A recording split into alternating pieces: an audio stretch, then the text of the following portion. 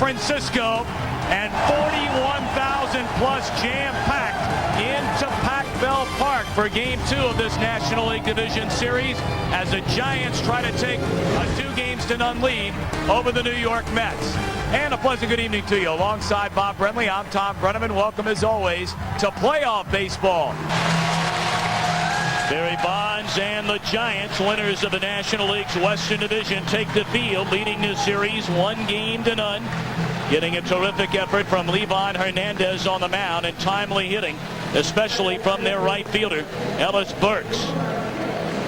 Let's take a look at the Autotrader.com starting lineup for Bobby Valentine's New York Mets. Timoniel Perez gets a start. He leads off in right field. Edgardo Alfonso is at second base, and Mike Piazza, a terrific regular season against Giants pitching behind the plate. Todd Zeile at first, Robin Ventura at third. Benny Agbayani moved from leadoff into left. Jay Payton in center, Mike Bordick the shortstop, and Al Leiter on the mound. Starting it for the Giants, a 15-game winner, left-hander Shawn Estes. You see the numbers in 30 starts during the regular season for Shawn Estes. A high walk total, 108 walks in 190 and a third innings pitched. Features a fastball, a big overhand curve, and a straight changeup. You see the opponent's batting average. He has really stifled the left-handers this year. His second career postseason start. Very much a ground ball pitcher, averaging over 2 ground balls for every fly ball. And the team has scored a lot of runs when Shawn Estes has been on the mound this year. In fact, more than any other starting pitcher in the major leagues this season at 6 runs per game. Let's meet the Giants defensively, the best defensive team this season in the National League. Barry Bonds in left, Calvin Murray in center, Ellis Burks in right. Miller, Aurelia, Ramon Martinez at second. Kent makes his 11th start at first. And a battery of Shawn Estes and Bobby Escalera.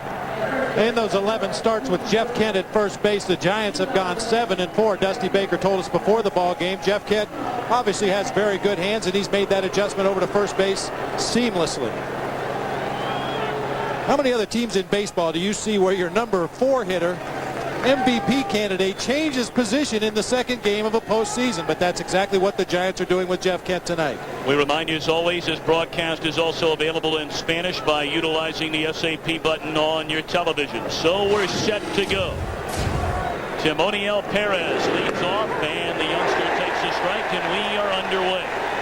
Perez spent 5 years playing in Japan, both in their minor leagues and the major leagues. Found out that he was heading back to the minors, asked for his release, and the Mets signed him on the 15th of March, and he has had a phenomenal climb through their system.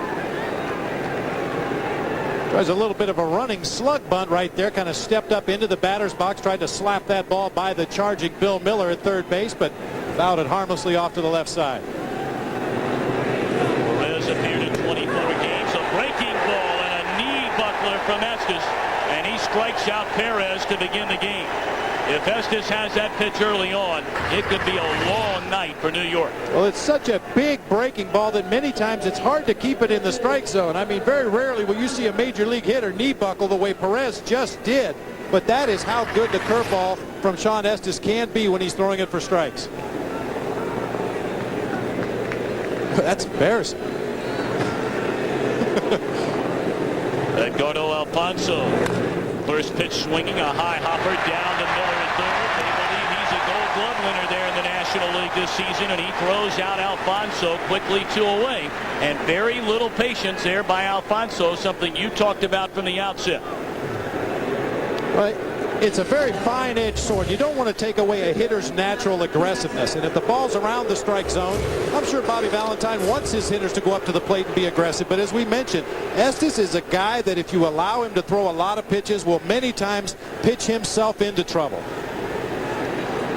Now Mike Piazza trying to get the same stroke he has during the regular season and bringing it into the postseason. He was hitless in the first game yesterday, and he looks at ball 1 low and away.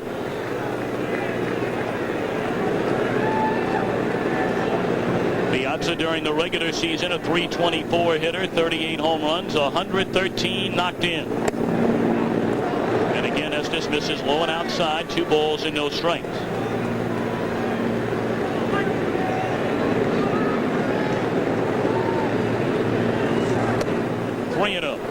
Good pace. patience here by the Mets slugger. It looked like Piazza made up his mind he was going to go to the plate this at bat and not even think about swinging unless Shawn Estes threw him a strike, and so far Estes has yet to do that. And he walks on 4 straight. So the first base runner of the afternoon is Mike Piazza, and the inning continues for first baseman Todd Zeile. First baseman, number 9, Todd Zeile.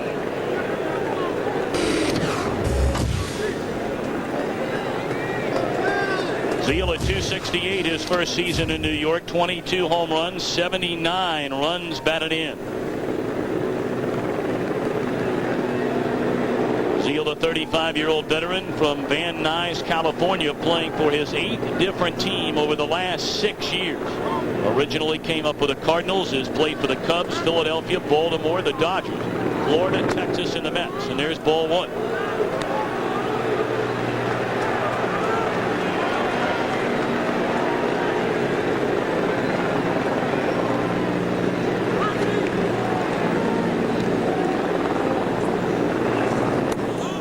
Six straight pitches out of the strike zone, and now Bobby Estes will come visit Estes in front of the mound. Now this is absolutely necessary at this point. Estes is not missing by a lot, and for the most part he's been missing down low, which is much more preferable than mid up high for Dave Righetti, the pitching coach of the Giants. But Bobby Estes just wanted to change the rhythm here.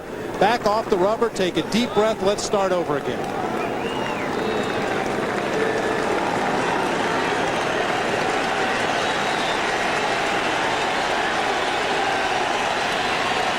Drew a 2-out walk, 2-0 to Zeile. And a fastball strike paints the outside corner, 2-1. And for the fans who have never seen the Giants' new home here on the Bay, it should be pointed out, very much a pitcher's ballpark if you can get the hitters to hit the ball from gap to gap, from right center to left center. Very little carry out there. 2-2. Something this Giants staff has done so successfully over the course of this season.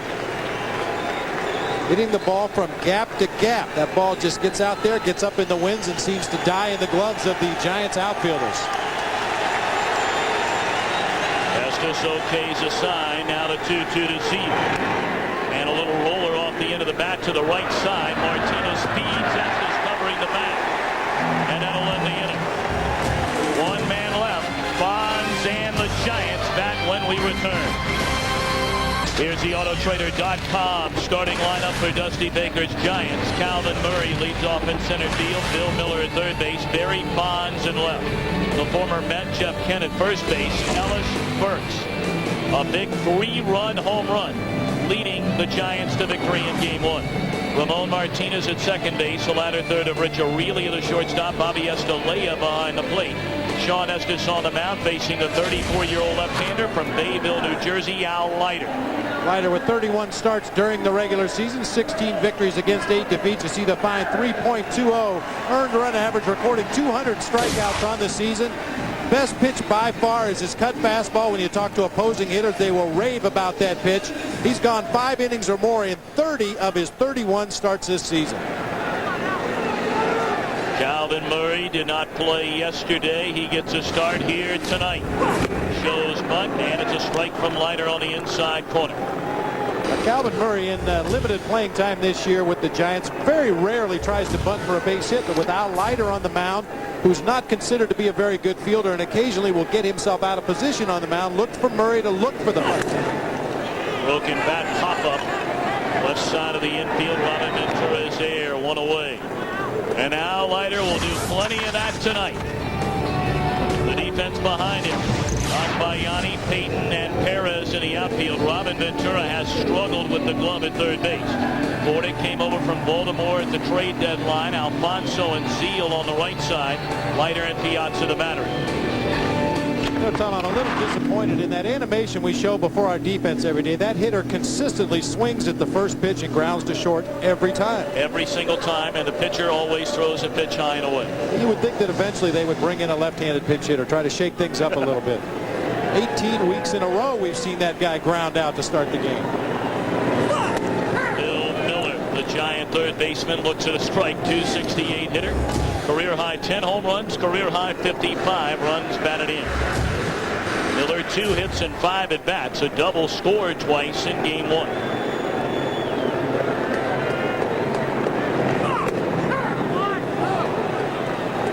shows bunt. It's 0-2. The Mets this season only allowed 73 first inning runs, the fewest of any team in the National League, while the Giants scored 131 opening inning runs, the second most in the National League. In his 31 starts this year, Leiter himself gave up 11 first inning runs. You may be able to hear from time to time in this ballgame Al Leiter out there really grunting on some of the pitches. The Giants hitters were talking about that. This is a maximum effort guy out there on the mound. He's not afraid to show his emotions. He gets very fired up. He's just a lot of fun to watch. His teammates very much like watching him. They're lined up, standing along the first base side dugout, try to come in through the back door there. And it goes to 2-2. Point in a day and age where it seems many players almost robotic in their craft. Whatever the position, it's fun to watch a guy like Leiter out on the mound. It really is. You can tell he's enjoying himself out there. Fouled away, still 2-2. Leiter originally came up with the New York Yankees at 21 years old back in 1987. Only pitched for the Yanks in 22 games over 3 years. Traded for Jesse Barfield in '89.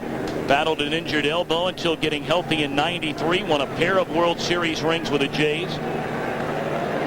Won a third with Florida, and then came to the Mets in '98. And he strikes out Miller. 2 up, 2 down. Now we mentioned Al Leiter with that cut fastball being his best pitch. That's a dangerous pitch against this Giants lineup. We talked to Lou Piniella earlier this year about the Giants offense, and he said the one thing about the Giants is all their hitters can handle the fastball from the middle of the plate in. Of course, when that fastball has movement and is coming up there in the mid-90s, that's a whole different story. Now the first ballot future Hall of Famer Barry Bonds. 306 during the regular year, 49 home runs, 106 knocked in. First pitch swinging, fouls it out of play. Bonds, of course, enters his 5th postseason of his major league career. 3 with the Pirates, 2 now with the Giants. A 200 career batting average in the playoffs until yesterday. 2 for 3. The RBI triple, drew a walk, stole a base, scored a run. And certainly Barry and his teammates are hoping that that performance yesterday will go a long way towards quieting his past quiet postseasons. 0-1. And he's behind 0-2. And keep an eye on Barry Bonds. The difference in his swings on pitches out over the plate from the outer third out off of the outside corner, and the difference in the swings he takes from the middle of the plate in. This guy is just lightning quick on pitches on the inside part of the plate. I really feel you do yourself a disservice to even try to come inside on Barry Bonds. It has to be way off the plate for a ball. See what he's done against Leiter in his career.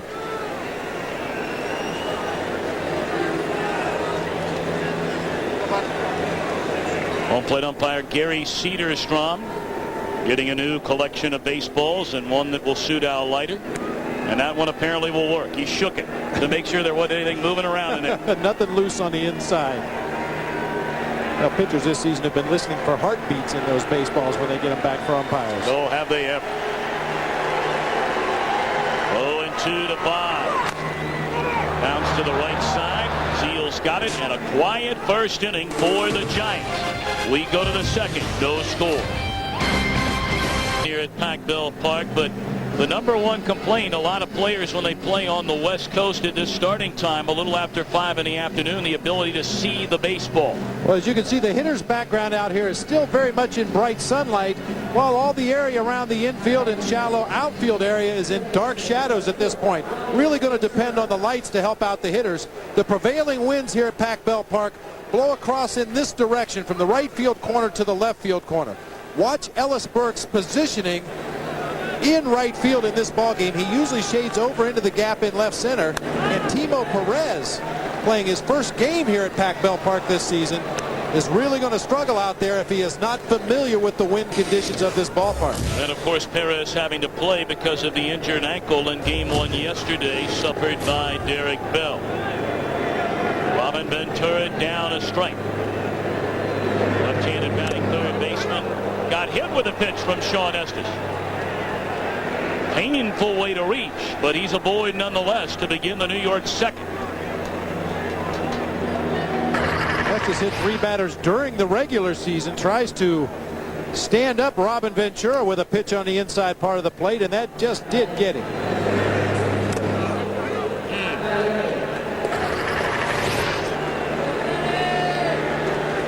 Talking to Mookie's not going to make it feel better. Well, they can tape an aspirin on it after the half inning's over. He'll be all right. That'll do the trick. Yep. Now Benny Agbayani, the native of Honolulu, Hawaii, takes lone away ball 1. Agbayani during the regular year a .289 hitter, 15 home runs, 60 batted in, 1 for 3 in the series opener, also drew a walk. Interesting, Agbayani much better numbers this season against right-handers than against the southpaws. 2-0, and Estes able to smother that, preventing Ventura from taking second base.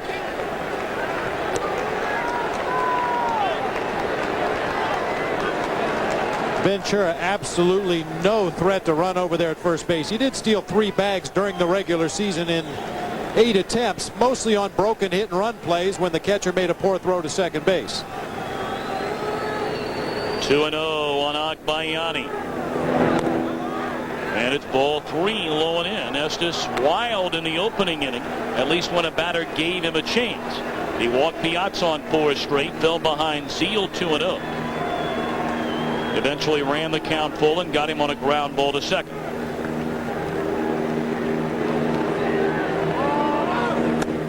Ball 4. A hit batsman and a walk, and the Mets have 2 on with nobody out here in the second.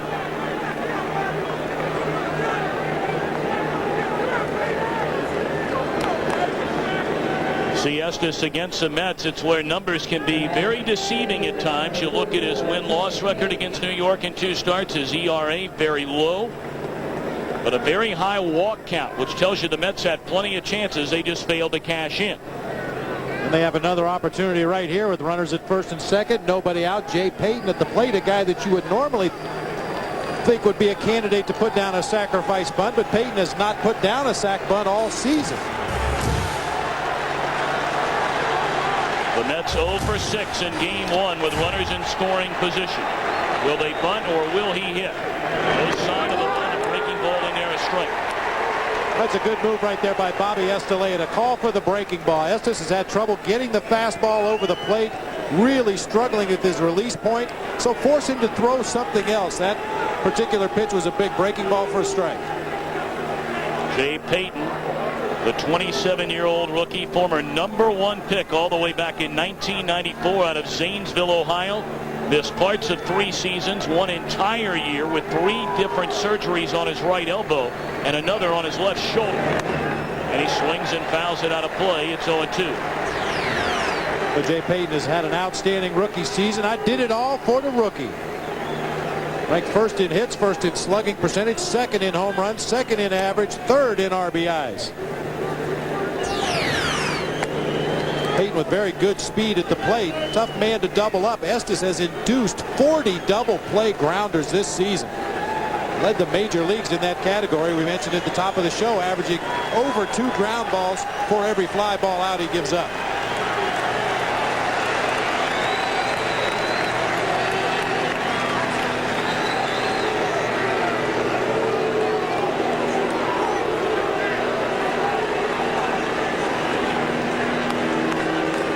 Has had a history of a guy that you could disrupt out there on the mound. You could get inside his head a little bit. Batters step in and out of the batter's box. On the ground, it could be 2. They'd have to hurry. There's 1. No throw to first. So the fielder's choice by Payton advances Ventura on to third. Agbayani cut down at second. Runners on the corners and only 1 out. Decision time perhaps for Dusty Baker. You have Mike Bordick coming up. Al Leiter, who only has 3 hits and 58 at-bats next. You see the attempted takeout at second base there by Benny Agbayani. As long as you can reach that base with any part of your body, you can go out of that baseline and try to distract that middle infielder. That time Agbayani clearly got his hand on the base as the feet were very near Rich Aurelio.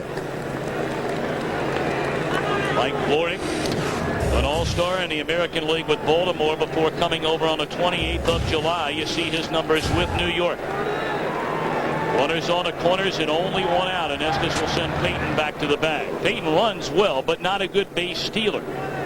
5 stolen bases, was cut down 11 times.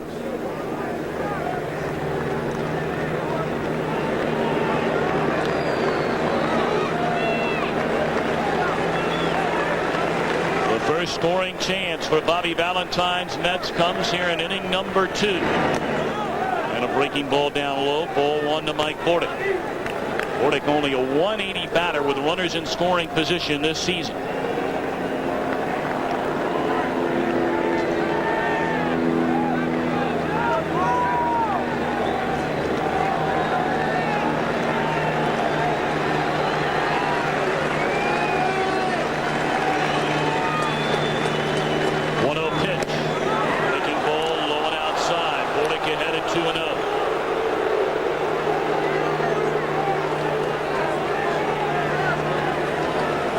The Mets hitters needed to be a little more patient. So far they've shown that for the most part in this ball game, but these are the situations now when you turn it around and be extremely aggressive. You've got a 2-0 count in your favor. Figure Estes has to come in there with something in the strike zone right now. You just want to give that opposing pitcher an opportunity to pitch himself into trouble. He has done that in this inning by hitting Robin Ventura, the walk to Benny Agbayani. Jay Payton with the fielder's choice erased Agbayani, but with runners at the corner, a 2-0 count. Look for Bordick to let it go if he gets a good pitch. He set up away. And the breaking ball never took its cut. 3-0. Shawn Estes is having a lot of trouble out there with the mound here. Stumbled badly off on a pitch to Benny Agbayani earlier this inning, and that time was doing a little groundskeeping work out there on the mound as well. It's his home mound. 3-0 to Bordick, and it's ball 4, and the Mets have the bases loaded. You're Dusty Baker. You're saying, well, another walk, and the control problems continue for Estes here in the inning. And Dusty's going to come out and have a chat with his young left-hander, but really not all that bad, considering that Leiter is coming up. And I mentioned a moment ago, Leiter, a terrible hitter. 3 hits in 58 at-bats this season.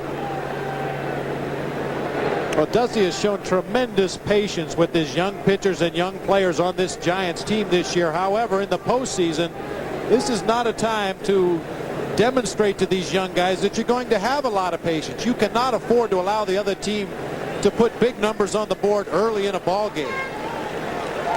As you said, it's very fortunate that he has Leiter at the plate right now, and then it rolls back around to the top of the order. But if Estes continues to have trouble throwing strikes here in the early part of this at bat to Leiter, I look for bullpen activity right away. Bases loaded for Leiter, and he looks at a fastball strike right down the gut. Leiter has batted 3 times with the bases loaded this season, 0 for 3. He has not knocked in a run the entire year. Puts down a bunt. They come to the plate, get the out there, so they cut down the lead runner. Nice play by Jeff Kent, making his 11th start this season at first base.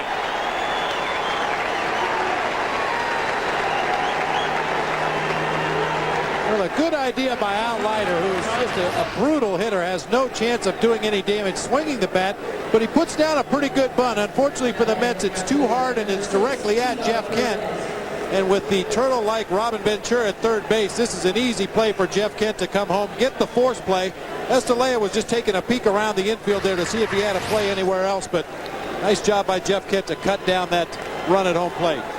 Bases loaded, 2 away, and now Timoniel Perez. First pitch swinging, fouls it out of play. Perez appeared in 24 games, had 49 at-bats after coming up to the major leagues. Hit .286 with a home run and 3 knocked in.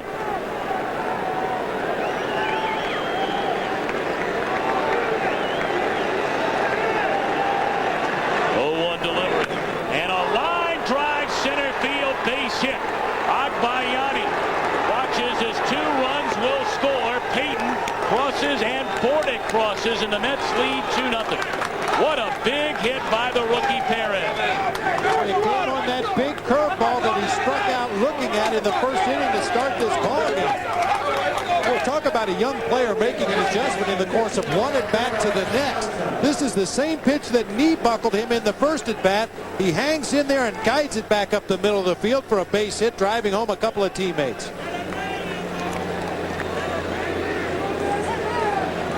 The Mets have scored twice here in the second on only one base hit. Estes has hit a batter. He's walked two. And the Mets have their first lead of the series. Now Edgardo Alfonso. And he looks at a strike.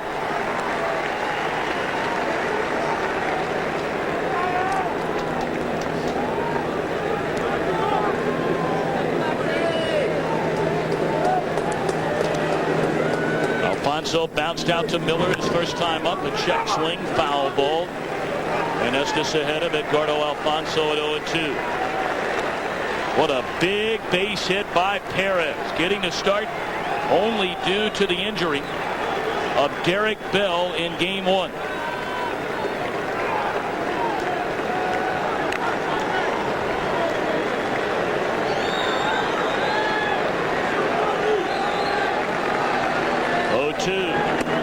Just off the outside corner. Of course, Bell injured his ankle on the triple by Barry Bonds.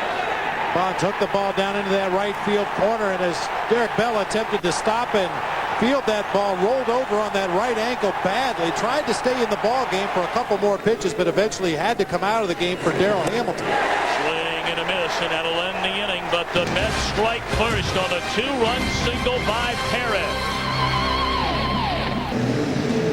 All-star Jeff Kent, an MVP candidate, will lead things off for the Giants. Not only a terrific player, but a bit of a perfectionist. Josh Lewin, our third man on the broadcast tonight, has more on that. Oh, you're right, Tommy, about Jeff Kent being a perfectionist. You don't think Dusty Baker looks out for his guys and knows his guys. This is the auxiliary press box here for the playoffs. 500 seats that normally are bleacher seats out here. This green frontage used to hang down here. That was the original plan, but Dusty figured that maybe Jeff Kent playing first base would stare into a sea of green, might miss a ball from shortstop, at the very least would complain about that. He ordered the director of stadium operations to clip right here, and Jeff Kent is certainly the kind of guy that would notice a very small stain on your shirt when no one else has mentioned it at all day. Dusty takes care of his guys. Absolutely he does, and when you have a degree from Cal Berkeley, you tend to pick up things that most of the rest of us won't. Check the angles. Kent a swing and a miss. He's down a strike. What a year for Kent. It really has been an outstanding year for Jeff Kent. That's a good point that Josh brought up. A lot of people don't realize that, you know, as a fan, your sight lines are looking down at the field, but as a player on the field, many times the background that you have will determine whether or not you can hit a baseball or whether or not you can catch a baseball. Been a lot of complaints about the rally towels that they've used here at the stadium. Passed out as the fans came into the ballpark, that it distracted the infielders. They had trouble picking up ground balls. Leiter, a 1-2-3 opening inning. The Mets with a 2-0 lead on a 2-out, 2-run bases loaded single by Timonio Perez. Broken bat pop up in a shallow right, and that's the kind of season it's been for Kent. The former Met, 33 home runs and 125 batted in. Saws one off into right for a bloop single. Well, when it's going good, it's going good. Jeff Kent gets jammed on a pitch out over the plate. That was supposed to be a cut fastball that just stayed out over the plate. Kent breaks his bat and just loops it out of the reach of Edgardo Alfonso. Been that kind of a year for Jeff Kent.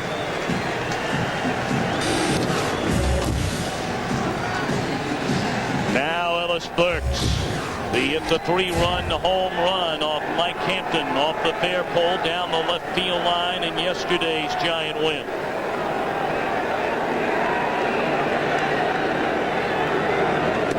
One outside. Kent with that big 3-run home run in the game yesterday, using a little body English. Ball hits off the fair pole in left field, ricochets back down on the field. His son was the first one to meet him, Christopher, at home plate. He's raring to go again tonight. Burks, a two-time All-Star, acquired from Colorado, and it's bounced foul. 1 ball and 1 strike. Now, Kent is a guy that figures to do well against Al Leiter in that cut fastball. I'm sorry, Ellis Burks figures to be a guy to do well against Al Leiter. The home run he hit against Mike Hampton last night was on a cut fastball inside. He's very, very quick on pitches from the middle of the plate in. 1-1 to count. Kent with a leadoff single, the first Giant base runner of the game against Leiter. Kent on the move. Pitch taken down and in. And it squirts out of a glove of Piazza and gives Jeff Kent his first stolen base of the postseason. He had 12 during the regular year. Well, the left-handed pitcher on the mounds, the Mets use that odd defensive alignment where the first baseman plays in front of the runner. And that time Kent got a very good read on Al Leiter's delivery to home plate. He was going to steal that base easily, even if Mike Piazza was able to get off a throw. A tremendous jump by Kent. Burks deadly with runners in scoring position this season, a .348 batter. He knocked in 96 runs in just 393 at-bats, nearly becoming the first player in National League history to drive in 100 runs with less than 400 at-bats. Just off the inside corner. Well, for the Giants and Ellis Burks this season, it truly has been Ellis in Wonderland. In the month of September, in 24 ball games, a .300 average, 4 homers, 16 RBIs. Dusty Baker's been very judicious in his use of Ellis Burks this year, usually playing 2 games of a series, sitting the third. 3-1. And he took a big cut, fouls it out of play. But certainly the most telling stat of all in a game overloaded with statistics. When Burks has been in the Giant lineup this season, they are 73 and 37. Those games where he's rested, they've won 24, they've lost 28. Well, everybody knows what a great year Bonds and Kent have had, but especially against left-handed pitching, when you can somewhat neutralize Barry Bonds, pitch around Jeff Kent, it's up to Ellis Burks to clean up the mess. Ground ball fair down the line, and the Giants on the board as Burks knocks in his 4th run.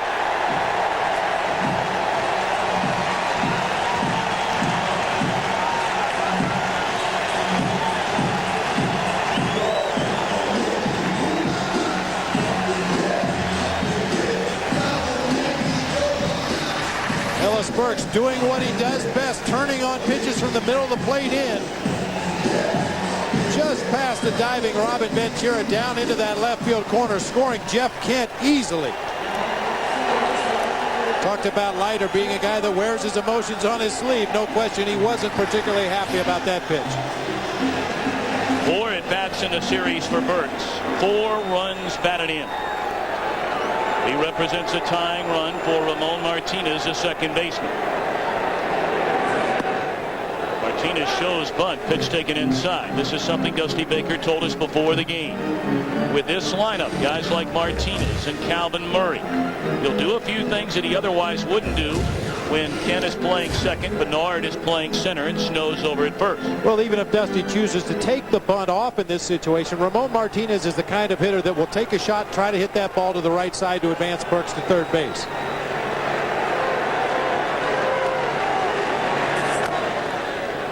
One and one. Although it didn't appear like he was trying to do it on that pitch. Pulled that ball foul down the third baseline. But Dusty told us himself that Martinez is a very well-schooled player. You don't have to tell him what to do in a situation. In this situation, screams out for a ball hit to the right side.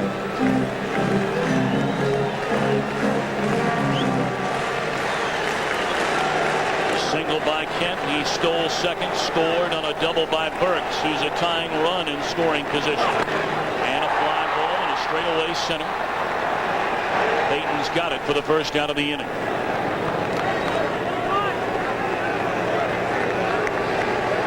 Well, Martinez getting the start, fails to advance Burks on to third. And now the shortstop Rich Aurelia, the pride of Xavier High in Brooklyn, New York.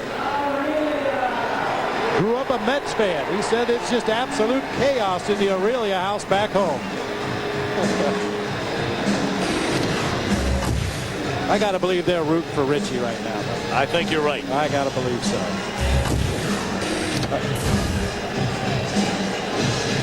Aurelia led all National League shortstops in home runs with 20 and runs batted in with 79. Mets lead 2-1 last of the second. Shows bunt, takes inside. We asked Aurelia, does he take some heat from his teammates being from the Empire State?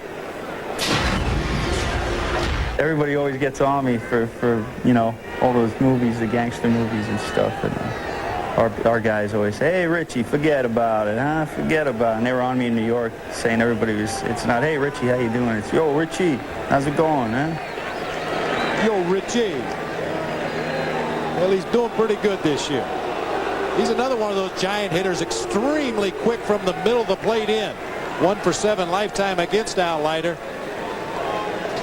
It doesn't take much of a mistake on that cut fastball on the inner half of the plate. If the ball has good velocity, good movement, you will get in on the hands of the right-hander. If it does not have as much movement or velocity, that's a pitch that these Giants right-handers will handle. On the ground, down to third. Ventura works back to second base and throws out Aurelia. 2 away in the inning. Good work by Leiter to Martinez and Aurelia.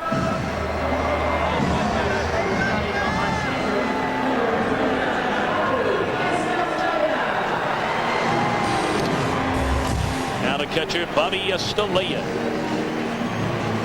234 hitter during the regular season. 14 home runs, 53 runs batted in.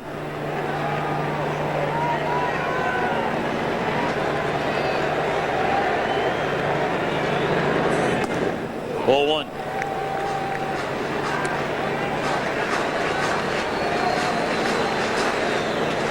Estelea 0 for 5 with 5 strikeouts against Al Leiter in his career.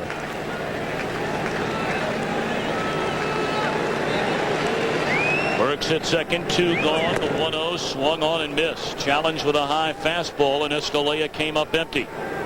You mentioned Bobby Estelea hitting .234 on the season. He was hitting .302 as of July 2nd. I think really his first full year as an everyday catcher really took its toll down the stretch on Bobby Estelea. It did not affect his play behind the plate, however. Did a great job with this Giants staff. Fastball again is high, 2-1. Shawn Estes waits in the on-deck circle. Estes gave up 2 runs in the top of the second. The Giants have scored once off Leiter here in the bottom of the inning.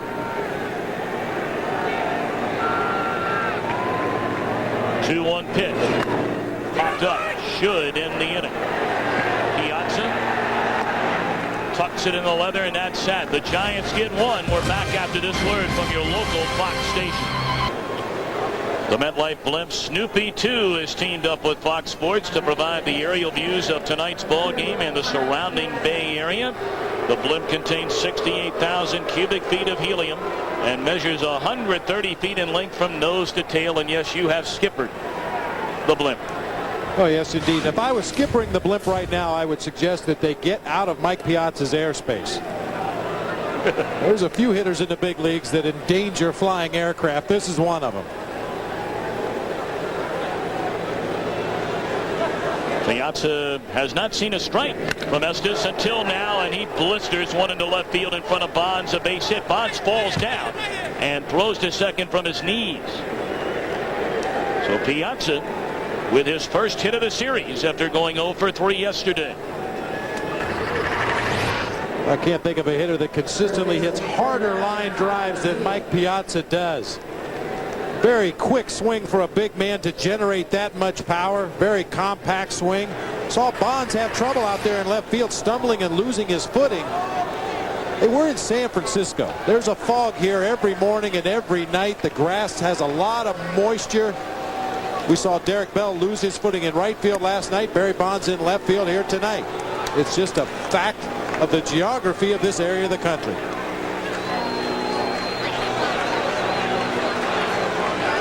Seal ahead in the count, 1-0. He bounced out, ending the first inning to the second baseman, Ramon Martinez. 2-1. Mets lead here in the third.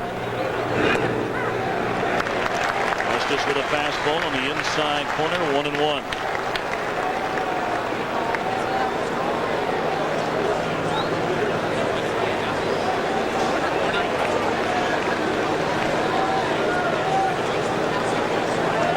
Piazza, short lead held by Ken over at first.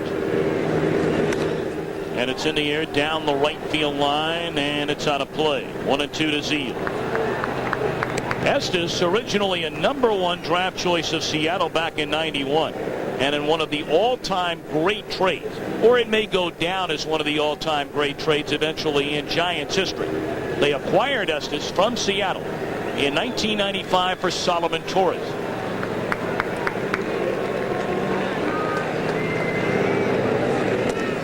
On the inside corner, strike 3 called.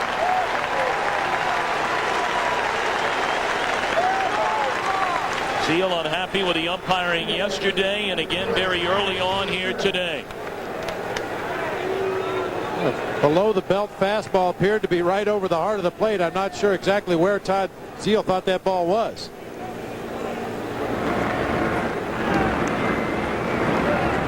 Good pitch. That away, he's looking for the ball away.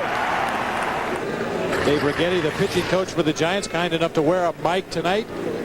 Boy, what a job Dave Righetti has done with this Giants pitching staff. Ventura, a supply ball in the right center field. Calvin Murray is there for the second out of the inning, and Piazza stays put at first base. I mean, this Giants staff improved their earned run collectively by a run and a half from the first half of the season to the second half of the season. Every pitcher on the staff, with the exception of Joe Nathan, who recently had surgery and was ineffective anyway when he was active to pitch, and also John Johnstone, but every other pitcher on this Giants staff got better in the second half of the season under the guidance of Dave Righetti. Agbayani laces one into right center field. It falls in front of Burks. Piazza advancing on to second. Second hit of the inning. The Mets have 2 on with 2 out, and Payton coming up. Nice piece of hitting by Benny Agbayani to go to the opposite field. This ball appeared to be headed for the gap in right center field, but remember, we told you Ellis Burke shades the gap in right center here at the ballpark. The prevailing winds blow across from the right field corner to the left field corner, pushes fly balls over into that gap in right center. So Ellis normally shades over toward that gap a couple extra steps. That ball was hit directly at him. 2 on, 2 out. And now Jay Payton. Strike 1 on the outside edge.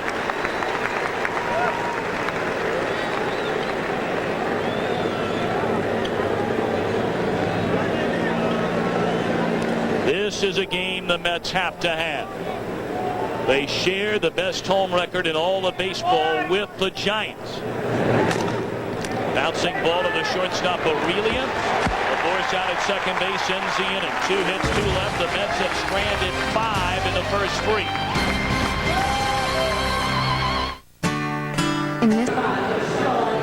Giants lead this National League Division Series 1-0.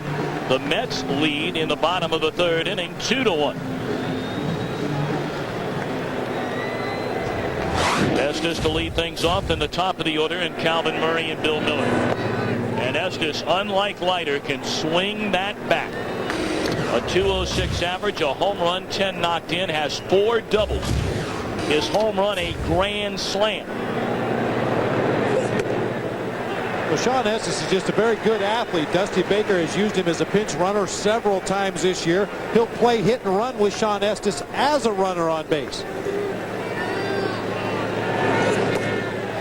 And he's ahead of Leiter, 3-0.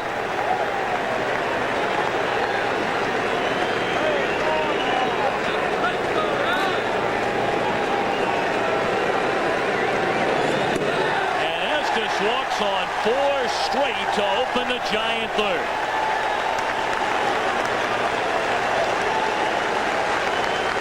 Well, we told you about the playoffs continuing on Saturday here on Fox. Elsewhere tomorrow, Chicago at Seattle, Game 3. Lou Pinella's Mariners with a 2-0 lead.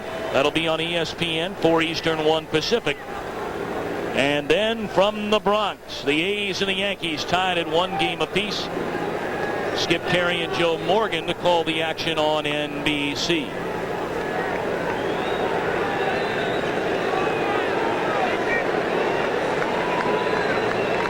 Estes at first. Calvin Murray popped up to third, his only time up.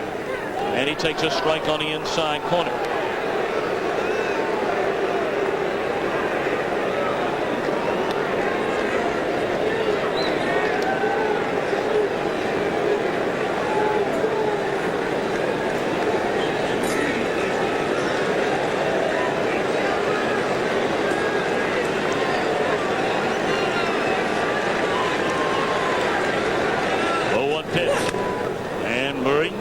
Chops it foul. He's behind 0-2. What a moment this must be for Calvin Murray.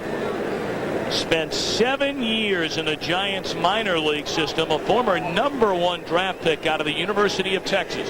And this 2000 season, his first season spent entirely in the major league. You know, the light bulb really went on for Cal Murray. Last season, he was the Pacific Coast League Player of the Year. Just had an outstanding season down in Fresno playing in AAA ball. The Giants have been waiting a long time for this young man to develop. Tremendous tools, but just wasn't able to make that adjustment from the University of Texas into playing professional baseball on a daily basis until the '99 season at the AAA level. Tremendous speed, stole 42 bases a year ago in AAA. And there's strike 3 called on the outside corner, and Murray has words for Gary Cederstrom, the home plate umpire. You can see Dusty Baker saying that pitch was down. We'll let you be the umpire at home. Big breaking ball from Al Leiter on the outside corner. Mike Piazza's, the way he received that ball certainly didn't help any. Kind of pushed the ball down toward the ground before pulling it back up to the bottom of the strike zone. There goes a toothpick. Of course, Met fans are saying, hold on a minute. Justice is served, at least to a small extent, after the 2-2 pitch from Hampton to Barry Bonds yesterday. Now Bill Miller. And it's on the inside corner of strike. Hampton thought he had Bonds out on strikes. It would have ended the inning. But the count went to 3-2. Bonds tripled down the right field line, knocking in a run. The same play, Derek Bell injured his ankle. A walk to Kent followed, and Burks the 3-run home run.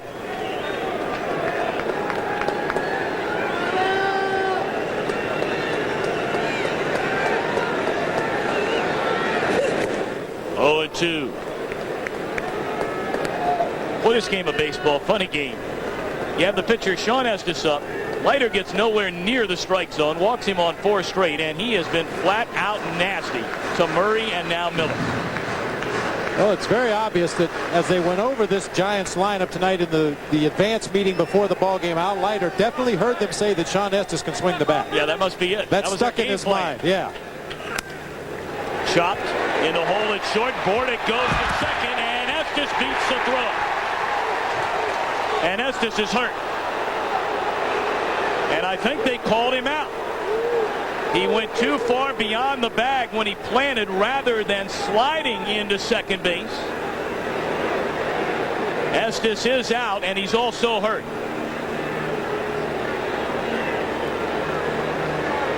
Well, that is not like Shawn Estes to go into a bag standing up, even if there's a remote possibility to play. Nice job by Bordick to even get to that ball. Makes the off-balance throw back to Alfonso. And right there, the left ankle of Shawn Estes rolls over. He comes off the bag in pain, and Alfonso goes over and applies the tag to get the easy second out of the inning. Of course, the bigger concern is the welfare of Shawn Estes after that play. I mentioned earlier that Dusty Baker has used him as a pinch runner on numerous occasions this season, but unexplainably goes in standing up, turns over that ankle, and now Kirk Reeder beginning to throw down in the Giants bullpen. He'll be joined by Miguel Del Toro. Big play in this game on a couple of fronts. The Giants would have had 2 on with only 1 out. Instead, it's Miller at first with 2 away. And they're taking a long look at Estes in that third base side Giants dugout. Now Barry Bonds. Fastball outside, 1-0 to Bonds, who bounced out to Zeal at first his first time up.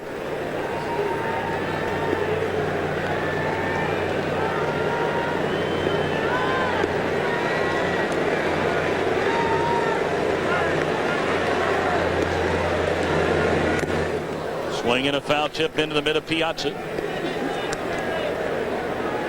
It's a regular fire drill going on in that bullpen right now. Both pitchers, Reeder the left-hander, Del Toro the right-hander, cranking it up as quickly as possible, not knowing the status of Shawn Estes, whether he'll be able to take the ball to start the top half of the next inning. Just off the outside corner on the breaking ball, 2-1 to Barry Bonds.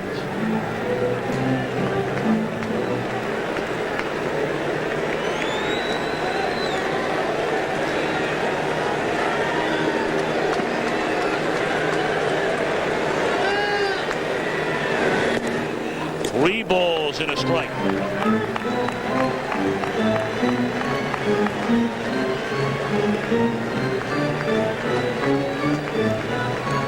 And now Estes being helped down the steps and on his way apparently back into the Giants clubhouse. So it appears as though Estes is finished for the night. High fly ball down the right field line. Perez backpedaling and makes a catch. Battling the winds here in San Francisco. Estes injured going into second. It's a 2-1 Mets lead. And Kirk Reeder takes over on the mound. And Chris on America's favorite pregame show. And Stephen Davis and the Redskins take on Brian Mitchell, the longtime Redskin, now a Philadelphia Eagle. Or Tiki Barber and the Giants square off against Jamal Anderson and the Falcons. It all starts right here on Fox, starting at noon Eastern, 9 Pacific Sunday. Check your local listing. They're getting fired up here in the Bay Area for the Raiders and the Niners this weekend. Big week in Bay Area sports. Boy, is it ever. Jeff Kent, first pitch swinging, pops it up, and it's playable and foul ground for Zee. One pitch, one out for Leiter to begin the fourth. The Mets with a 2-1 lead. All the scoring coming in the second inning. A 2-out, 2-run single by Timo Perez, giving Bobby Valentine's lead at 2-0. And then Ellis Burks, an RBI double, driving in Jeff Kent.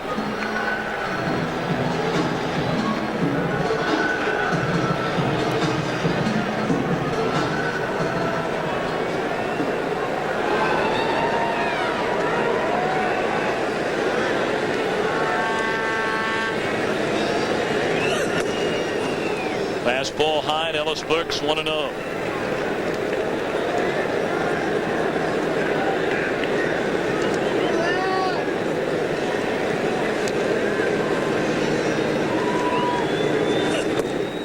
Two balls, no strikes. Dangerous territory for Al Leiter when a guy is as hot as Ellis Burks is right now. Not only the 2 games in this series, but that month of September, we showed you his numbers earlier. Ellis Burks doesn't even check swing anymore. He recognizes that pitch right out of Al Leiter's hand almost immediately and knows whether it's a ball he wants to offer at or not. Even the way he takes the pitches, you can tell he's locked in.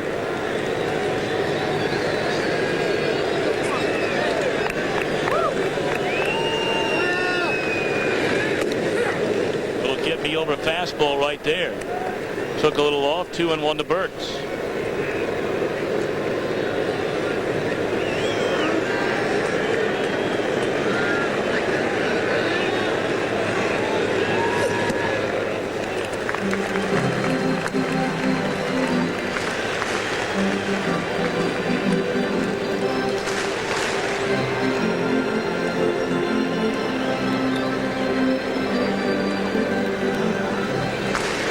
Another good hitter's count here for Ellis Burks. 3-1 pitch. Fouled away, full count. And his #1 fan sitting in that Giants third base side dugout, Christopher, he wants to come congratulate Daddy, and you can only do that after a home run. They got to hold him back. Well, you can't tell your players without a uniform, you know, tell the numbers. Same thing with the kids over there on that Giants bench. 3-2. Smoke foul. Boy, lightning quick from the middle of the plate in. Now those kids in the Giants dugout over there, I think Dusty Baker initially had some concerns. Obviously, it could be a potentially dangerous situation with the players' kids over there. Not always paying attention to the action on the field, but he saw what it did to his players and what it meant to his players and how they performed with the kids around and allowed it to continue. Strike 3 on Burks. Pitch it came in on his hands, and that's where you want to get it, rather than where he missed earlier inside, and Hampton missed inside yesterday. Now you've got to get it inside off of the plate. That pitch is clearly between his feet in the inside corner of the plate and moving down and in. Burks swings right over the top. Clearly fooled by that pitch. The third strikeout tonight by Al Leiter. He's walked one, allowed 1 run on 3 hits. And now it's Ramon Martinez. He fly to center his first time up. Inside for ball 1. You know, Al Leiter will not only work over the plate, he'll go off the corner outside with that big breaking ball on occasion, but especially with that cut fastball, he'll work the area between the inside corner of the plate and the batter's feet.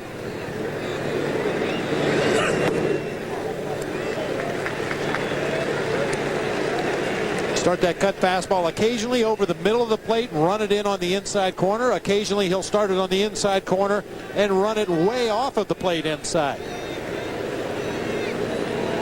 2-0 on Martinez. 2 balls and a strike. Boy, you gotta love watching Al Leiter. He is something to watch out there on the mound. Facial expressions, body language.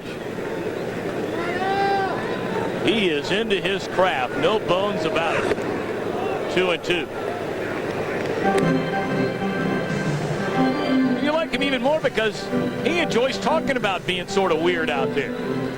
Hey, it's all part of what makes Al Leiter Al Leiter. He can't help it.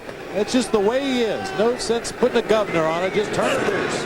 And he strikes out Martinez to end the inning. 4 in a row set down by Leiter. We move to the 5th. 2-1. New York. Piazza to lead off the New York 5th. Spectacular Pacific Bell Park in downtown San Francisco, McCovey Cove, with the boats roaming around out there. They have the best sunset here in Northern California. For the 3rd straight day, teams from the Big Apple going toe-to-toe with those from the Bay Area. Oakland and the Yankees, 2 straight nights in Oakland, splitting the first 2 games of that American League Division Series. And here in the National League, the Giants 5-1 winners yesterday, but Al Leiter with a 2-1 lead as we open the bottom of the 5th.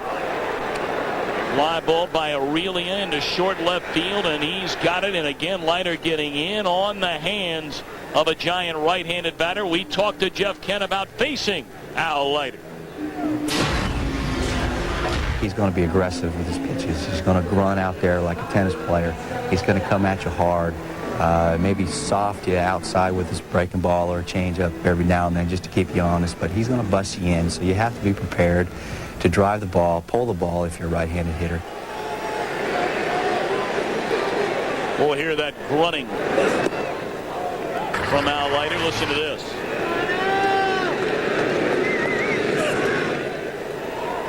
I think a tennis match is broken out. I mentioned it before, a maximum effort guy.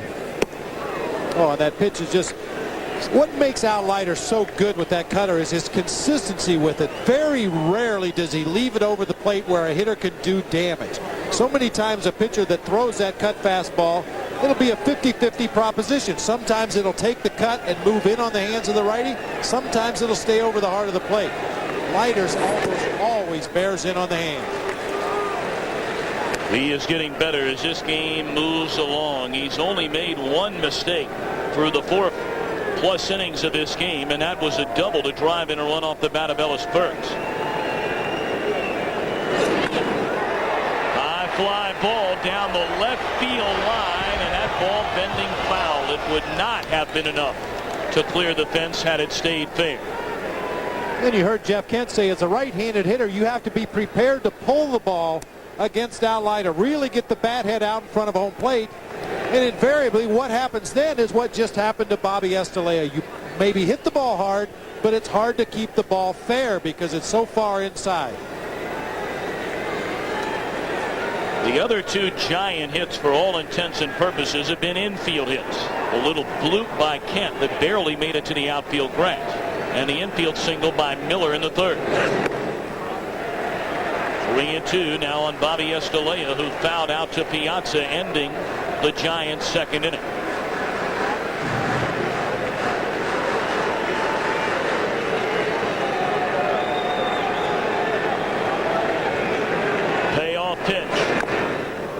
fouled away. There's another thing you'll do a lot of, getting in on those hands. You'll hammer those balls off your ankles, your feet, your shins. You see Leiter's been very economical with his pitches in this ball game. Averaged right around 17 pitches per inning during the regular season, so he is well under that mark in the ball game tonight. Again the 3-2. And again it gets in on the hands of Estes, and all he can do is pop it up. Ventura for the second out. Boy, when this guy has that cut fastball going, he is some kind of nasty. Also, he gets the eye out there on the mound. You know, he knows he's got good stuff tonight. He knows he's on top of his pitches. He knows he can get in on the hands of the Giants right-handers almost at will. And he gets that look out there on the mound. I know I can get you whenever I want. Well, his big chink in the armor, so to speak, is a pitcher. He missed on 4 in a row to Estes, and now he's ball 1 on Kirk Reeder. Make that 2-0. Go figure.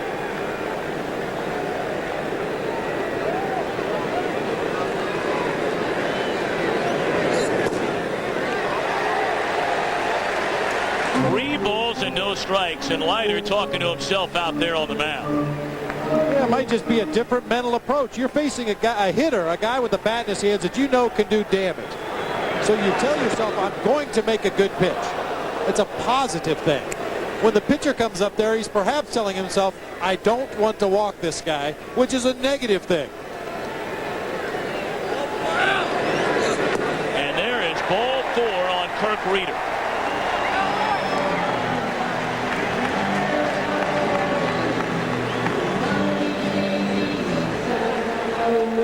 Well, now Leiter going to try and regroup. We asked him what he's thinking about when he's out there on the mound.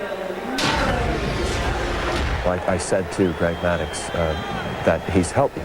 Look at him helping. I'm barely beginning to talk, and I read about the importance of executing a quality pitch, and that's the only control we have. When that little ball leaves your hand, you can make a good pitch. The guy hits a swinging bunt or jam shot or whatever. It's bad play. But during that period of time, that's my control. He's lost that control against the pitcher here tonight. He walked Estes back in the 3rd inning and walks Reeder with 2 away here in the bottom of the 5th. Calvin Murray has popped to 3rd and struck out.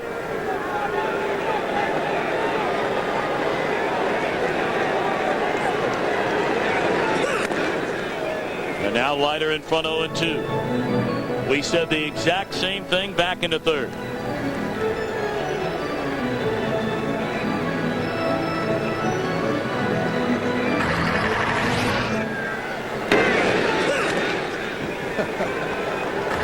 That really has no effect on the hitter other than after the fact. I mean, that ball is well on its way to home plate, maybe into the hitting area by the time he lets that grunt go. And once again, another hard hit ball, but pulled foul down the 3rd base line. So frustrating as a hitter when you do finally get the head of the bat on the ball and feel like you've made solid contact. The ball is well fouled down the 3rd base line.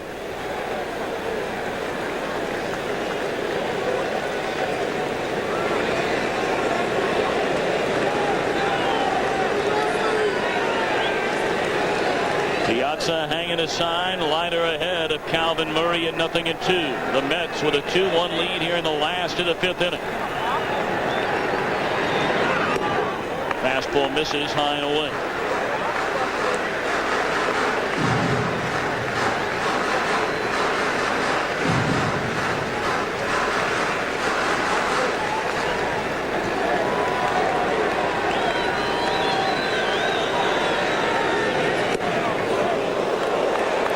Call that Leiter got for strike 3 against Calvin Murray in the 3rd inning, but not this time. Very close pitch after just getting hammered in on the hands. It's certainly understandable that Calvin Murray would lay off that pitch that appeared to break around the outside corner, just off of that corner. Tried it again, and this time it's too low. Yeah, the first one definitely missed away. This one caught a little bit more of the plate, but was down. Well, that's a very good pitch for Al Leiter, as I said, after jamming those right-handed hitters consistently to be able to drop that off-speed pitch on the outside corner. Murray hanging around. Reeder gets started on the 3-2 pitch with 2 away, so he'll make the U-turn and come back to first base, and we'll do it again. 2 runs, 4 hits for New York. 1 run, only 3 hits for the Giants. We're in the bottom of the 5th inning in San Francisco.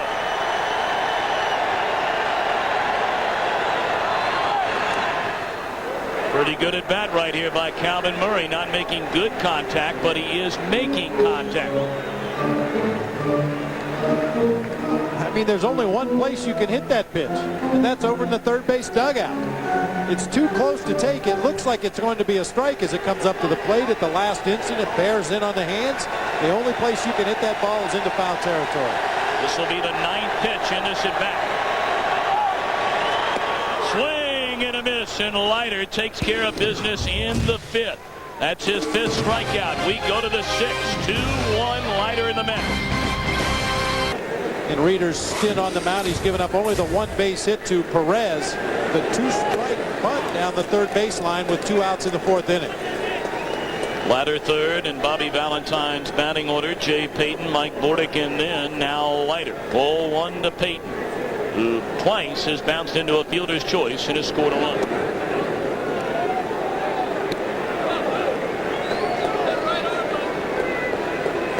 The Giants won the opener behind Levan Hernandez, Felix Rodriguez, and Rob Nen, holding the Mets down to just 1 run. And they lead this series 1-0 as it moves back to New York for Game 3 the day after tomorrow, a game the Mets have to win.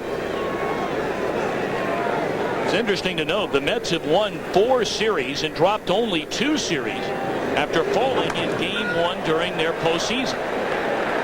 Popped up to the second baseman Martinez, and he's got it. New York lost Game 1 of the 1969 World Series at Baltimore before winning the next 4. They lost Game 1 in the 1973 National League Championship Series, went on to beat Cincinnati in 5. They also lost both Game 1 of the 86 NLCS at Thriller against the Houston Astros. And then, of course, that same season fell behind Boston 1 game none in the World Series. Bordick shoots one into right field. It'll fall in front of Burks, a base hit.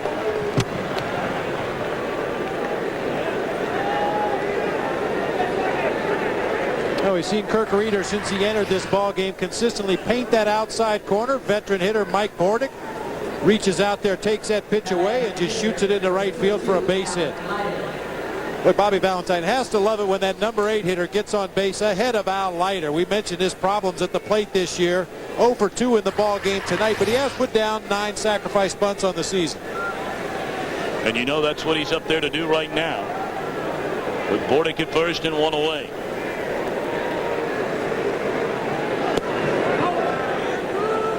Reeder misses outside. 1-0 to Leiter.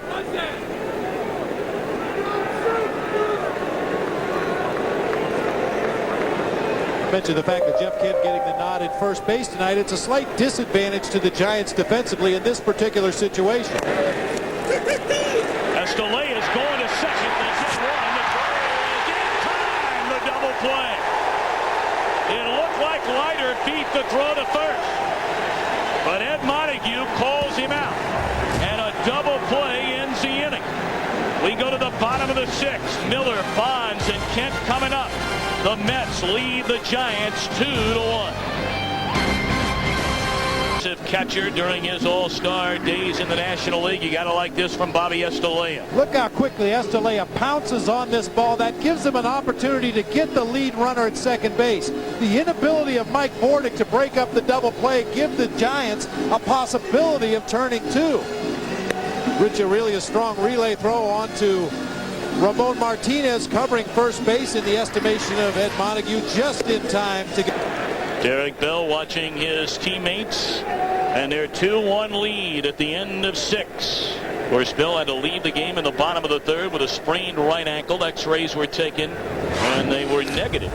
He is listed as day-to-day, although clearly you can see nowhere close to getting on the field anytime soon. Top of the order for the Mets against Reeder here in the 7th. Perez 2 for 3 in the game. And he's behind Reeder at 0-2. Perez has knocked in the only 2 New York runs tonight. That 2-out, bases loaded, 2-run single to center field off Estes.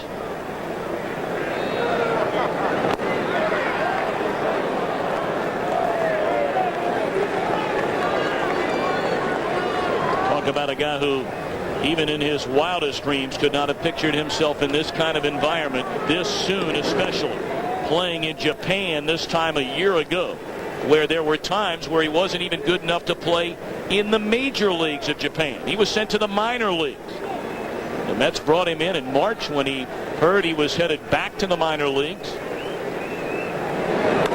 On the ground, right side. Kent gobbles it up. He'll feed Reeder. Perez retired for the 2nd time. The MetLife Blimps, Snoopy 2 is under the command of captains Marty Chandler and Mitch Johnson, with the help from co-pilot Snoopy, of course.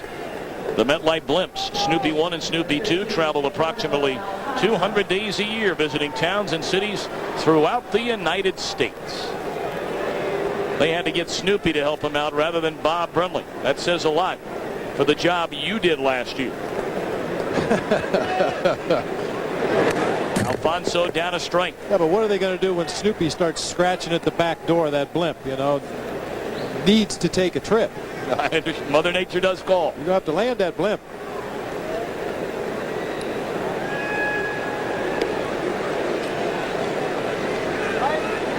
Quiet night for Alfonso, 0 for 3 in the ball game tonight. He's had good success against Reeder in his career. 5 for 14, a couple of RBIs. Alfonso with the 0 for 3 game tonight, 1 of 7 in the series. Hit off the end of the bat, foul and out of play, and it's 1-2. Piazza waits in the on-deck circle. They're hoping Edgardo Alfonso can get in the zone. Another banner year for the native Venezuelan.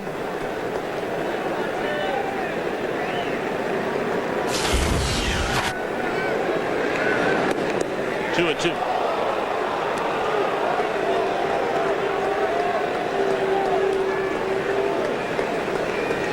Anytime Mike Piazza is scheduled to hit in an inning, Bobby Valentine would love to see somebody get on base ahead of him. It accomplishes a couple of things. Number one, it puts that pitcher into the stretch position. We talked about Kirk Reeder and his slide step, his quick delivery to home plate, but that's naturally going to take a little velocity off of his pitches.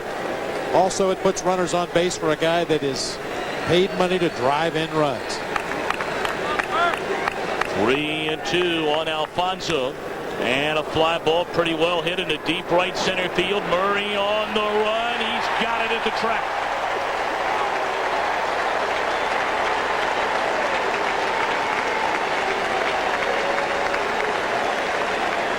And we mentioned that Murray had a hard time in the minor leagues for a few years, but this is something he has always been able to do. One of the best ball shaggers, even with his limited major league experience. This guy can go get him.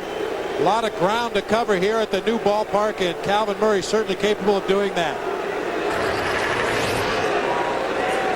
Now Mike Piazza, 1 for 2. And he looks at strike 1 on the outside corner. Piazza walked in the first inning. A line drive single into left in the third. Robbed of a hit on a nice play by Bill Miller at third base in the 5th. Don't forget, tomorrow on ESPN, Safeco Field in Seattle, Game 3. The Mariners trying to close out the Sox, and then NBC tomorrow night. Oakland taking on the New York Yankees in the Bronx. What a matchup it'll be in that game. Tim Hudson, a 20-game winner against Del Duque. And there's a base hit into right field by Piazza. It'll roll to the wall. And Piazza cruising into second base with a 2-out stand-up double, his second hit, and the 3rd time he's been on base in a game. Well, that's just good hitting by a good hitter, a very smart hitter. Reeder consistently working him away. Piazza finally concedes, and he's going to have to hit the ball to the opposite field if he wants to break through against Reeder. Gets it just past the diving Jeff Kent down into that right field corner. Boy, it has been a long, rough season for Mike Piazza behind the plate this season. He has taken a physical beating that you wouldn't wish upon your worst enemy, but Piazza's still giving it everything he's got on that double. Now Todd Seal with a runner in scoring position. He's down a strike. Seal 0 for 3. Only 2 hits in the game in the 2, 3, and 4 spots in the New York batting order, and both of them belong to Mike Piazza. 1 ball and 1 strike. Seal has bounced to second, struck out, and grounded out to Miller at third.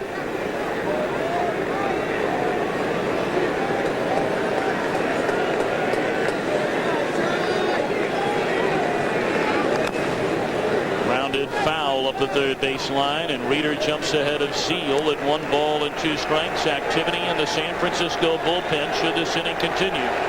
They have the right-hander Doug Henry ready to go. In a lot of respects, Kirk Reeder is like Tom Glavine in the fact that he is going to work the outside corner of the plate. He may come inside off the plate to show a right-handed hitter that he will come in there, but he's not going to throw inside for strikes. Came inside and nowhere close to being a strike. That's a tough thing to do as a hitter, especially a right-handed pull hitter, to just give away that pitch. Look out over the plate, try to hit the ball to the opposite field. That's where he's going to try to get you out. And he gets him out with a pitch down and away. Calvin Murray camped underneath, and the inning is over. A 2-out double by Piazza. He's stranded there. Leiter hanging on to a 1-run lead. Now Leiter takes the ball, climbs the mound here in the last of the 7th inning, and by and large has silenced what has been a raucous crowd in San Francisco, going back to when this ballpark opened in April. See the pitch count, 90 for Leiter as he begins the 7th against Ellis Burks, who knocked in the only Giant run with a double in the 2nd inning. Burks shows bunt, takes high, ball 1. Leiter's retired 10 of the last 11. He has struck out 6, walked 2, allowed 1 run on 3 base hits.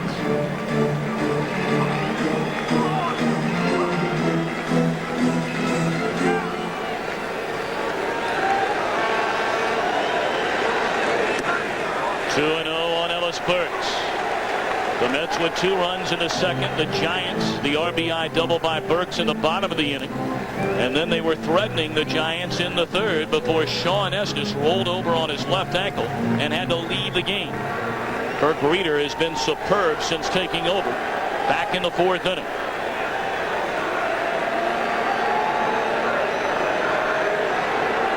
On Ellis Burks. Another foul ball and yet another broken back. Well, Leiter should be under contract to the bat companies because he keeps them in business over the course of the summer. He regularly breaks 4, 5, 6 bats, maybe more on a given game. We talked about Ellis Burks at length in this ballgame, how quick he is from the middle of the plate in, and Leiter able to get in his hands and break the bat. Quite a resume for Ellis Burks. And had it not been for the back injuries, the knee injuries, there'd be a lot more all-star games, a lot more home runs, and a lot more gold gloves. 2-1 pitch on the way. Low and outside, 3 balls and a strike.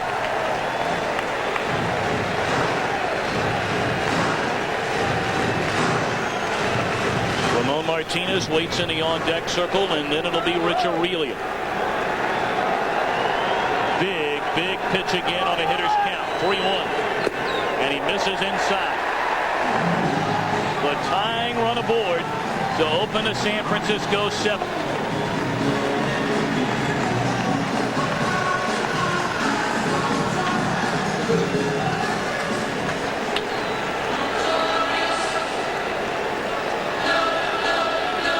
We'll see if Bobby Valentine gets anybody started in that New York bullpen. They have been spectacular in the postseason, going back to Game 2 of last year's National League Championship Series.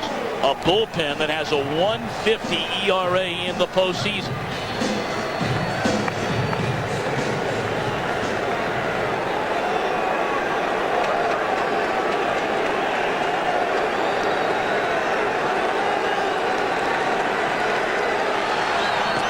Leiter throwing over maybe to find out whether or not Martinez would show if he's up there to bunt or if he's up there to swing away. That's become a common practice in what is not necessarily an obvious sacrifice situation, just to see if that batter will tip what he's going to do.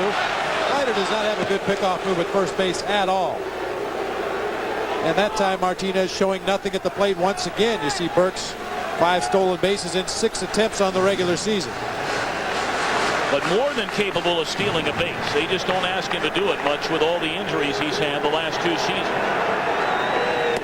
Martinez shows bunt, and it's a strike. I think one reason that Dusty Baker would be tempted, and it's quite a temptation, to allow Martinez to swing away in this situation. This is when you're most likely to get a pitch to hit from Al Leiter. An obvious bunt situation. He laid a fastball in there on the first pitch for the called strike. That wasn't the nasty cutter that runs in on the hands. That was a 4-seam fastball right down the heart of the plate.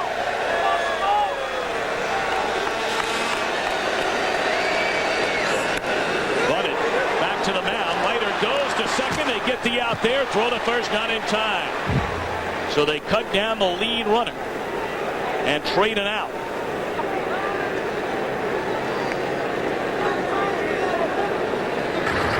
Poor bunt by Martinez right back to the mound. This is the one area you want to keep the ball away from. Yeah, Leiter has been known to make some defensive miscues out there on the mound, but that time the ball was bunted hard right back to him with direction from his catcher, Mike Piazza. He throws in plenty of time to get the lead runner at second base, even with the little fadeaway throw. Kind of released the ball to second base and then moonwalked away from it. Now Rich Aurelio for 2 has bounced to third and popped up to shallow left field. Aurelio with 20 home runs during the regular season.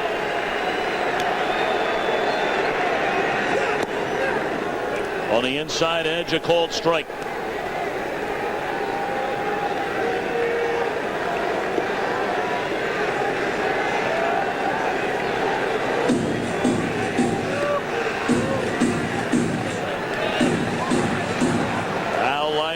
Silenced Dusty Baker's Giants through the first 6 1/3 innings here tonight. He's only allowed 1 run on 3 base hits. Leiter unquestionably pitching the biggest game the Mets have played this season. Already down 1-0 in this best-of-5 division series.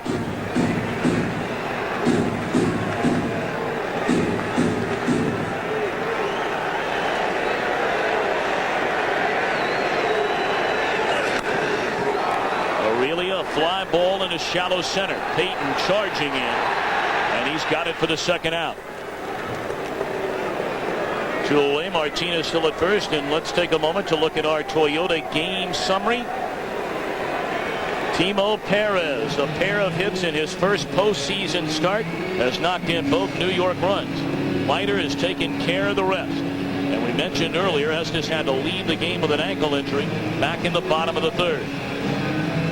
3 most valuable player candidates in this ball game here tonight. A lot of veteran hitters up and down both of these lineups, but the best adjustment in the ball game was made by the youngster Timo Perez after striking out in the first inning on a big curveball from Shawn Estes. Came up to the plate in the second inning with a couple men on base, hit the very same curveball for a base hit back into center field to drive home 2 runs. Now Bobby Estelea. With Martinez at first, 2 away. The Mets leading 2-1 last of the 7th.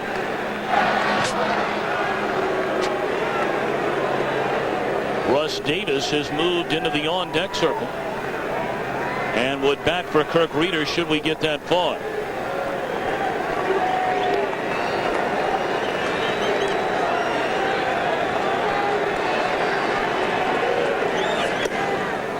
Fastball misses high to Estelea, 1-0. Double barrel action now in the San Francisco bullpen. Henry is ready to go wearing number 57 and getting loose more than likely should the Giants take the lead. The hard throwing young right-hander Felix Rodriguez.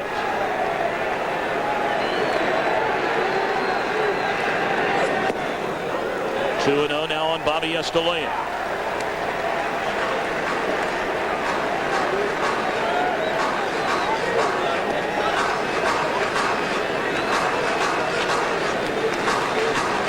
Field so critically important to both of these ball clubs. They tied for the best home record in the major leagues at 55-26.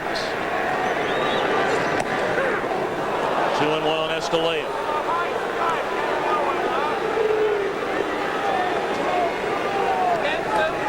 Every road team will tell you if they have to start away from home to begin a series, they'd be very happy with a split.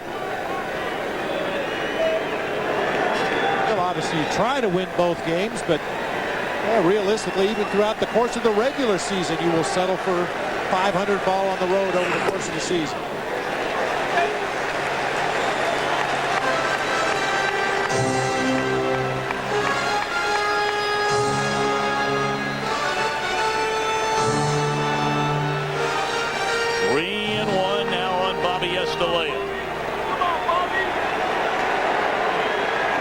Leads at first, and another throw over there will send him back to the bag.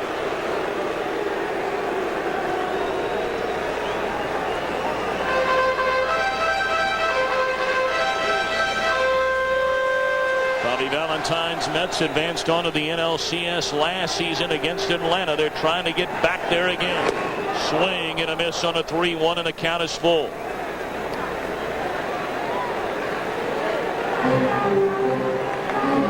Leiter has had better games statistically than we've seen here tonight, but I'm not sure his stuff has been any better than it is so far tonight. Well, every time he's had to make a big pitch, that last pitch to Bobby Estes, this is a guy that definitely has home run power.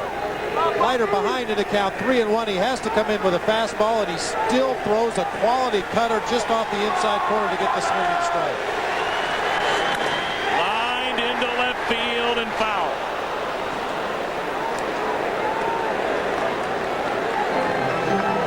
We've talked about it time and time again, Bobby. You brought it up. You have to feel helpless at times if you're a right-handed hitter, if Leiter is hitting his spots.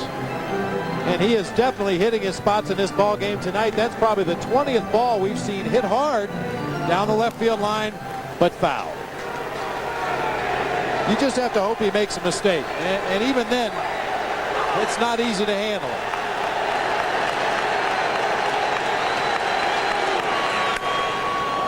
Again pulled foul. Unless you could figure out a way to turn the field around, you know. I don't think that's going to happen. I don't think so.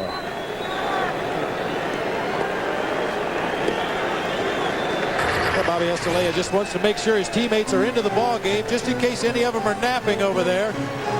He hits a screaming line drive off of that retaining fence just in front of the Giants dugout. Martinez gets started again on a 3-2 pitch. Leiter the pause and turns it loose. Popped up, third base side. Ventura drifting over near the stands, but it's out of play.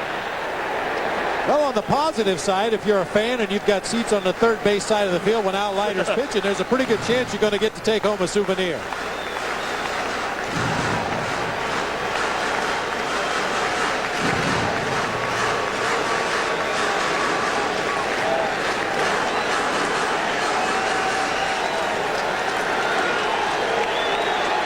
Postseason baseball.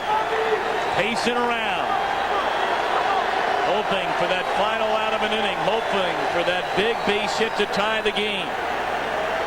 And every pitch so very much magnified, quite obviously, in the playoffs. Leiter set to uncork his 108th pitch of the night.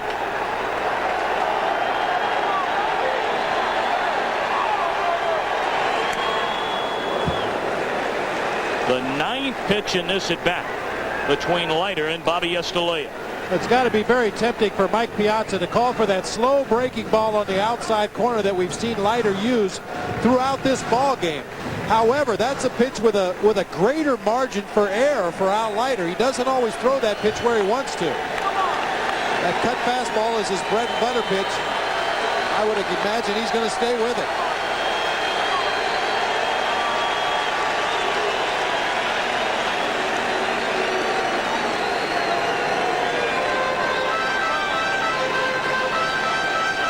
take a peek in at Mike Piazza and what he wants to do. The 10th pitch in this at bat coming up.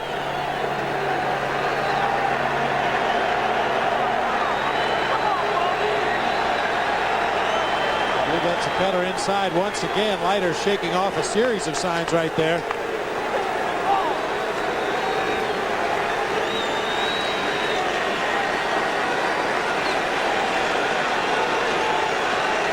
A little cat and mouse going on between Bobby Estes and Al Leiter right now.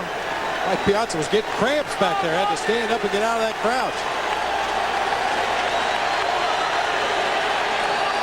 3-2 pitch. High pop-up, left side of the infield. Ventura calling off Mike Bordick, and that is that in the San Francisco 7th. We go to the 8th. New York 2, the Giants 1. Deck comes the series premiere. Like something out of a Dean Koontz novel, the fog covers Pac Bell Park from our blimp. But they are rocking on the inside as the Giants come to bat in the bottom of the 8th inning. They trail the Mets 2-1. And Al Leiter still out there for the Mets. Joe McEwing remains in the game, taking over in left field for Benny Agbayani. Quick scouting report on the pinch hitter. Felipe Crespo, the most used pinch hitter this season by Dusty Baker. 15 hits and 51 at-bats, including a home run. Crespo, a switch hitter, much stronger from the left side of the plate. He'll be asked to go to the plate and face Al Leiter, batting from the right side. 2 for 12 as a right-handed pinch hitter. Here we go, bottom of the 8th inning. Crespo, then the top of the order, Murray and Miller. And Leiter kicks and fires on the inside corner, a strike. Bobby Valentine in the 7th inning had John Franco, a left-hander, and Bobby Jones, a right-hander, getting loose in his bullpen. They have taken a seat. This is Leiter's to win or lose here tonight. Broken back, caught in foul ground by Ventura, 1 away. You know, Tom, they say some guys make it look easy out there on the mound. Well, the hitters may think it looks easy, but watch the faces of Al Leiter. This guy's working hard out there every pitch. He's working hard on the bench, watching the inning, running out there on the mound. Boy, this is a guy that comes to play when it's his turn to take the ball. 1 away in a Giants 8th inning, and here's Calvin Murray. He shows bunt, and did he go? They appeal down to first, and no. Says Ed Montague, it's ball 1 to Murray, who's 0 for 3 in the game.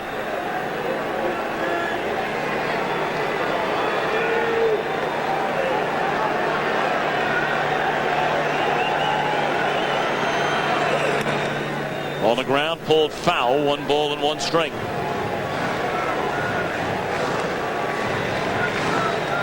Murray really battled Leiter his last time up in the 5th inning.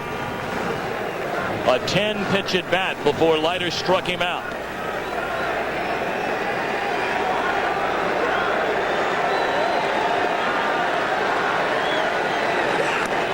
Check swing, fouled out of play, and Leiter in front of Murray in 1 and 2.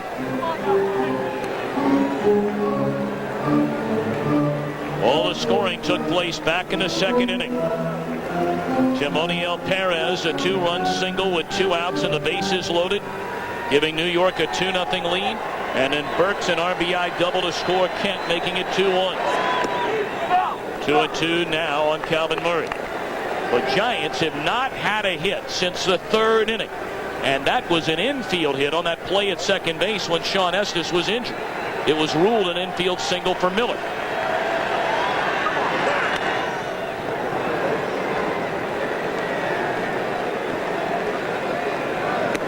Felix Rodriguez warming up in the Giants bullpen. He has been the main right-handed setup man for Rob Nen all season long for the Giants. Rodriguez struck out Darrell Hamilton with the bases loaded, ending the 8th inning in game 1. 3-2 now on Calvin Murray.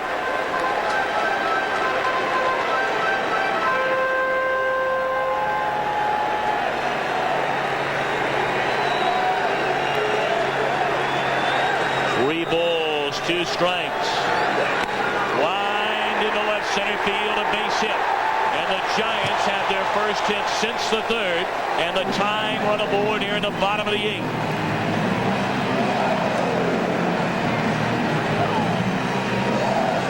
The Giants' right-handed hitter is finally able to keep a ball fair to left field. Cutter that just stayed out over the heart of the plate. I'm sure he wanted that pitch in a little bit further, but Cal Murray able to get the head of the bat on the ball, line it into left field. The Giants' right-handed hitters have not hit a ball to the right side of second base in this game. Armando Benitez, the Mets closer, now gets up. Benitez, like Nen, has had a spectacular year. The best closers in Major League Baseball this season play for the two teams that are squaring off here tonight.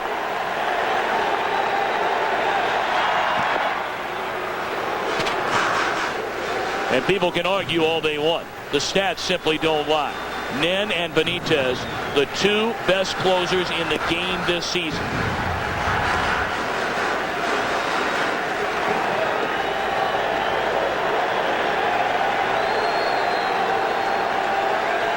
Bill Miller, the batter. And he takes a strike on the outside corner.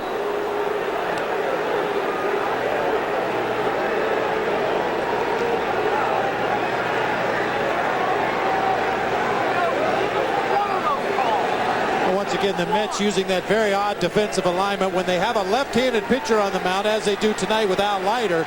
Todd Zeile, the first baseman, positions himself well off the bag, right in front of the runner.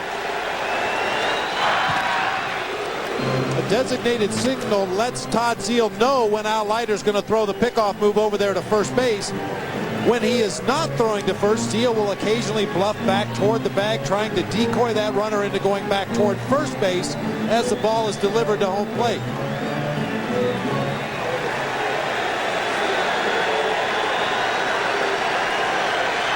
Another throw over, sending Murray back to the bag.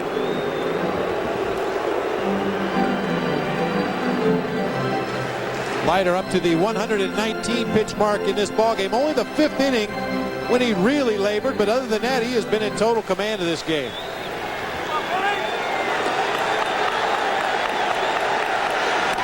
On the ground, could be two. Bordick for one. Throw to first, and that's a double play. Leiter applauds his defense behind him. He's gone through 8 and has a 1-run lead. Ivan Hernandez yesterday in a series opener, and now to pitch tonight for the Giants, right-hander Felix Rodriguez. One-time Dodger catcher farmhand, one-time Arizona Diamondbacks closer. Now the main right-handed setup guy for Rob Nen here with the Giants has had an outstanding season for Dusty Baker. Al Leiter due up second in the inning. They have Benitez warming up in the bullpen as Mike Bordick takes high, ball one.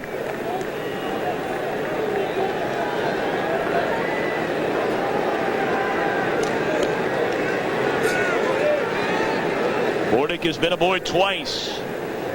Has walked, scored, bounced to second and single. That one nowhere close. And Dusty Baker not going to take any chances. If Rodriguez is showing out on the mound that he just doesn't have it tonight, and every pitcher has those kind of nights. He has Rob Nen getting ready in the bullpen.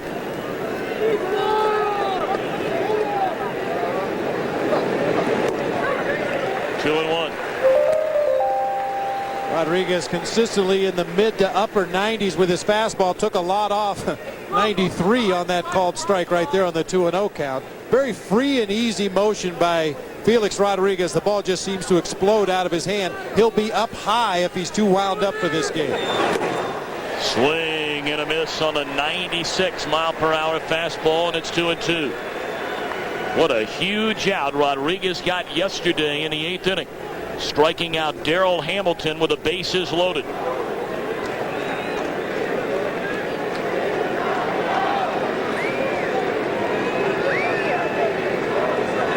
2-2 pitch.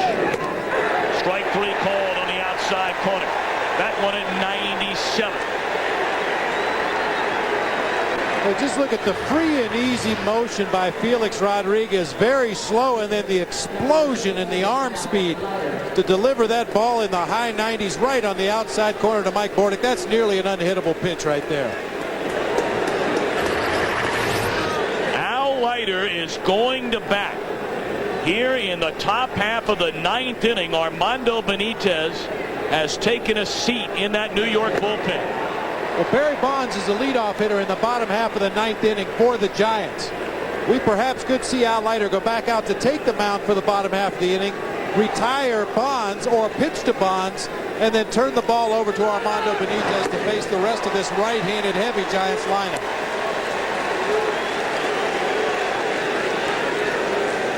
Oh, and 2 to Leiter. Either that or he thinks Al Leiter's going to get a hit. No, that's not it. I don't think that's it. Pretty good cut right there on a pitch out over the plate. Leiter behind at 0-2.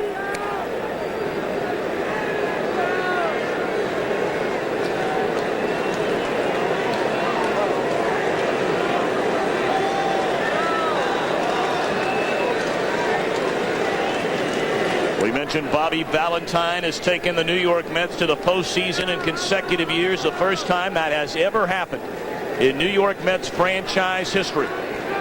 He's compiled a winning percentage of .565 in his first full seasons as the Mets manager. Yet, like Dusty Baker, neither has a contract for next year. 1 ball and 2 strikes.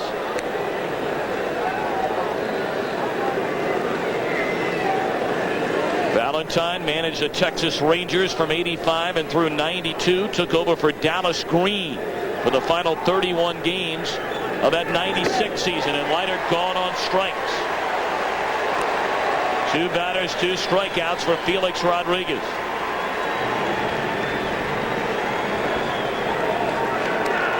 Well, the biggest hit in the ball game came back in the 2nd inning. Timo Perez on a breaking ball from Shawn Estes went right back up the middle of the field to drive home Jay Payton and Mike Bordick. I mentioned it at the time, and I mentioned it later. A tremendous adjustment by a very young hitter. Had his knees buckled on that same pitch to lead off the ball game. Came back up and looked for it his second at bat. He got it, and he did not miss it. Bobby Valentine was asked a question before the game after the lineup card was posted. Why Perez and not Bubba Trammell? He said, hey, look, this kid has played a lot more outfield in his career than has Trammell. We like his speed, and we like the things he's capable of doing in the outfield especially. Anything we get from him at the plate is a bonus, and it is a bonus bonanza so far here tonight.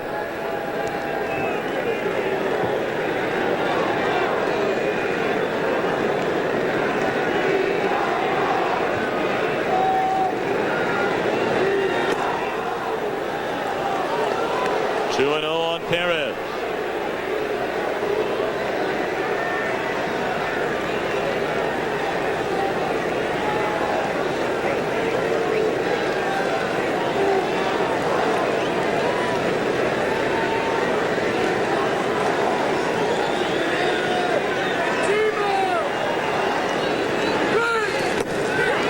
And there's strike as Perez shows bunt. 2-1. If you're looking ahead of the Giant 9th inning, as Bob mentioned, the heart of the order, the 3 best hitters in the lineup: Barry Bonds, Jeff Kent, and Ellis Burks.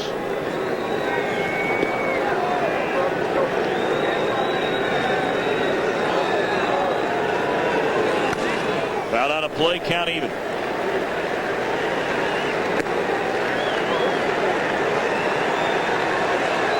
Al Leiter, 8 innings of 4-hit baseball.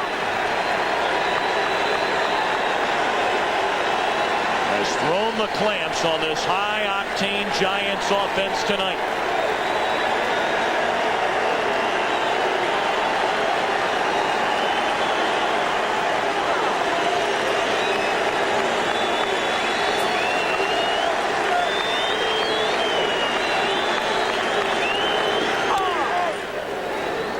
Still 2-2. You mentioned Perez got the nod tonight, as you mentioned, because Bobby Valentine felt he had played more outfield than anybody he had available. Also, in his 2 at-bats in the ballgame last night, Bobby said this kid didn't look intimidated. He didn't look scared. He had 2 very good at-bats, even though he went hitless.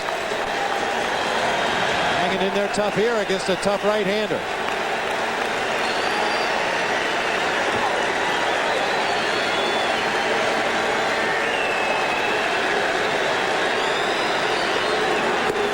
Three and 2.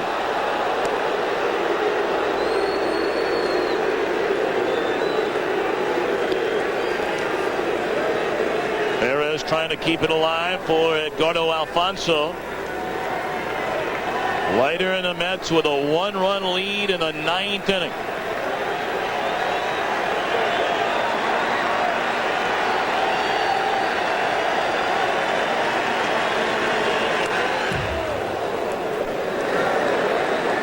This kid's fun to watch. I mean, he's up there hacking. Ain't no fooling around here tonight. Timo getting his chance, and he's had a big ball game. Well, you come into a series anticipating that certain star quality players are going to be the showcase, but as we've seen from postseasons past, you never know who the hero is going to be. Melvin Mora, big postseason star last year for the Mets.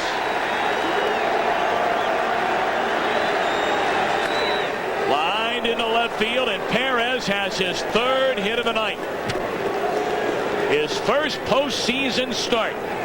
3 hits and 5 at-bats, and has knocked in both Mets runs in the game.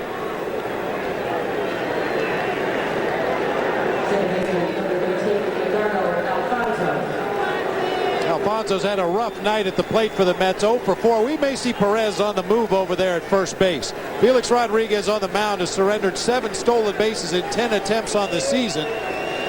He does use a slide step to the plate on occasion. Other times he'll use the high leg kick. Should Perez pitch the right pitch to run on, he should be able to steal a bag right here. With a 1-run lead, the Mets may gamble a little bit right now. Had Alfonso been swinging the bat better, I feel they'd go ahead and let him take his at bat right here.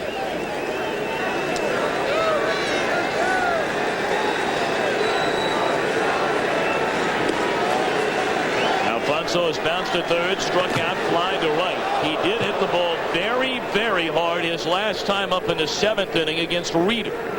That was a drive that sent Calvin Murray back to the wall in right center field to corral it.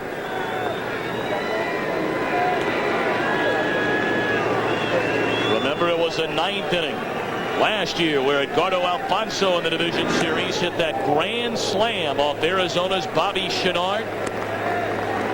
The Mets beating Randy Johnson in game 1 of that series and went on to win in 4 games.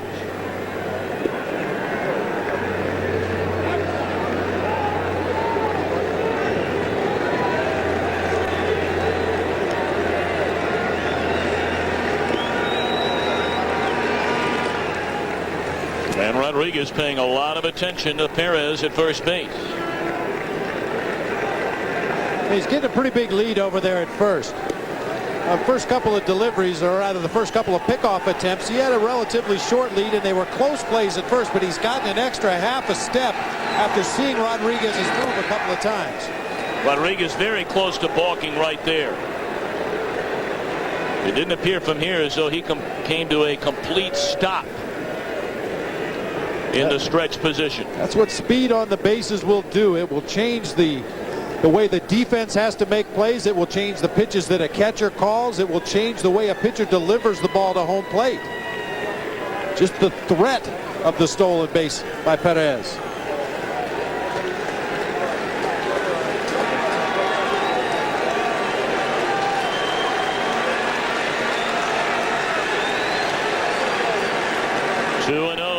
Edgardo Alfonso, and he smokes one into deep left center field, and Edgardo Alfonso has homered in the 9th inning. We talked about Alfonso in the 9th inning of game 1 last year in Arizona, and he delivers a huge 2-out, 2-run blast in the 9th inning of game 2 to give the Mets a 3-run lead. You mentioned the ball that he hit hard deep to center field in his last at bat. This time gets a pitch a little over the heart of the plate, down low where he likes it, got full extension, good carry on this ball. You know what, Tommy, I think this fog has cut down on a lot of the wind here at the ballpark. That's a pitch that normally would have stayed in the ballpark. Al Leiter, you know he'll have a reaction to it. And the Giants outfielders were talking early in the season here at this ballpark that balls hit to left field that are above the wind pillow, if you will. That breeze that blows across from right to left, if they hit it above that pillow, it seems to continue to carry further and further. That ball just seemed to defy gravity as he went out there into left center field.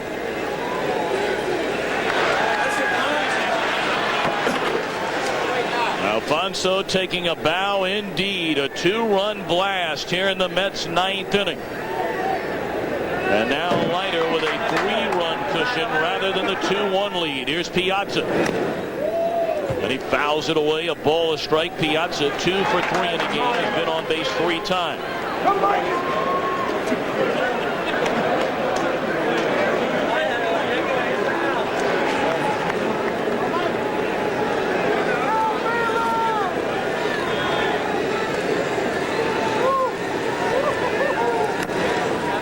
Grounded foul. Alfonso, we mentioned a native Venezuelan. Over the last 2 seasons has hit 52 home runs and knocked in 202. He was an all-star for the first time this year. And there are many more of those to come. He just quietly went about his business this season, doing what he does so well, getting on base ahead of Mike Piazza and other RBI guys in the lower part of that order, and driving in whatever runs were available when he had an opportunity. 94 RBIs on the season for the Mets second baseman. 2-2 on Piazza. Rounded foul. It's amazing how perceptions can change and then become reality. Bobby Valentine going into this game, changing around his lineup. He had Beniat Bayani leading off against the left-hander, or the right-hander Hernandez, pardon me, in game 1. Jay Payton batting second. He completely moves around the lineup here tonight. Puts in Perez, who has 3 hits, has scored a run, knocked in 2. Alfonso moved to the number 2 hole. And in the 9th, a 2-run home run. Piazza pops it up behind the plate. And Estrella able to battle the wind and make the catch.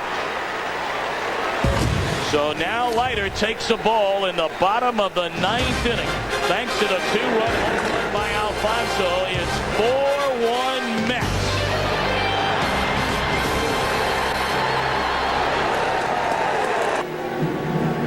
It'll be Bonds, Kent, and Burks to face a New York southpaw who has turned in a big-time performance for his team here tonight.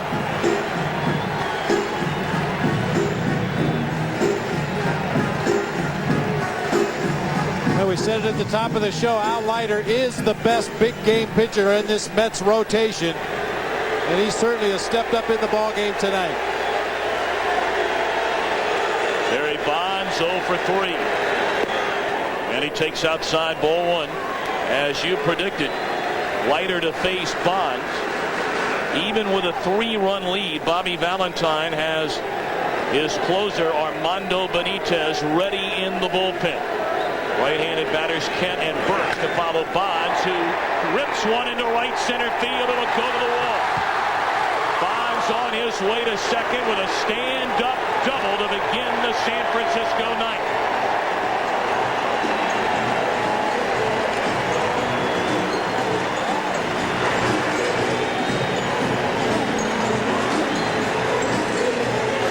Leiter's done a good job of not giving Barry Bonds anything on the inside part of the plate to handle, so Bonds reaches out over the plate and hooks this ball back into the gap in right center field. That was a pitch that normally you'd see a guy hit to the opposite field, but Bonds was looking out over the plate where Leiter had been working him all night long, was able to get the head of the bat on the ball and find the gap. Dave Wallace, the pitching coach, signals for Benitez in the bullpen. So he'll come on to face Kent, Burks, and Martinez. The Giants batting in the bottom of the 9th, down 3. We'll be back after this.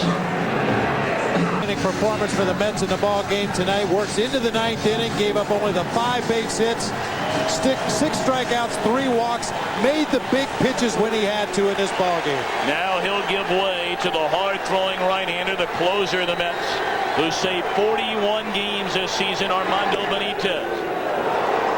delivers strike one to Jeff Kent. Well, the numbers on Benitez are staggering. He's held right-handed batters to a 160 average on the season. Lefties have hit only 134 against the Mets closer. Kent 1 of 2 in his career against Benitez. The hit was a home run. Check swing, and he went around, and Benitez quickly ahead of Kent at 0-2.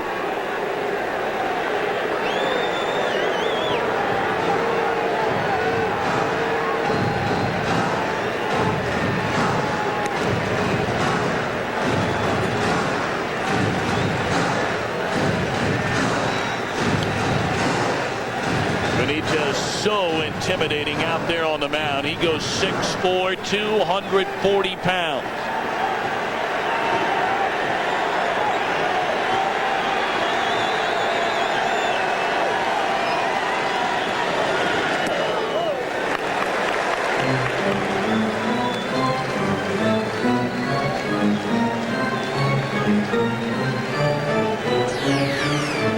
That Armando Benitez is the close horse. His 41 saves are a franchise record, tied for third in the National League, fifth in the major leagues, averaging over 12 and a half strikeouts per 9 innings. 1-2 to Kent, and a ground ball in the hole. Falling down is Bordick. The throw is not in time.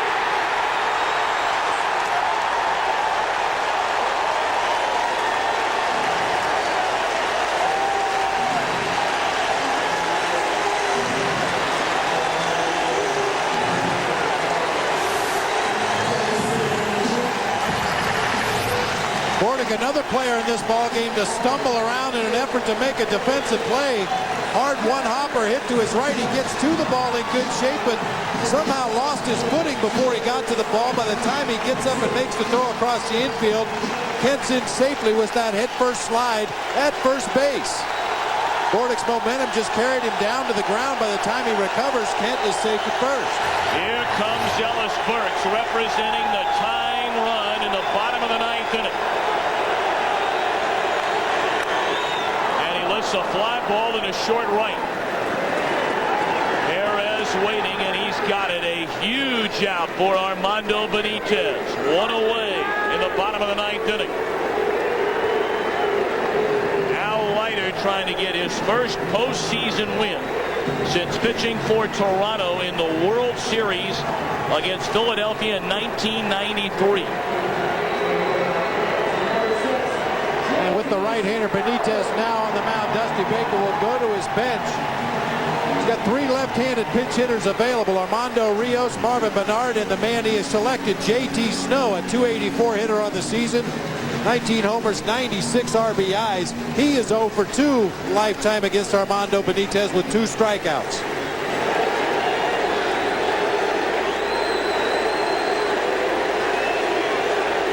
Snow digs in, representing a tying run. And it's ball 1 away. Bonds dancing around out there at second base. He nearly lost his footing. Had Benitez turned around and looked at him, he'd have picked him off.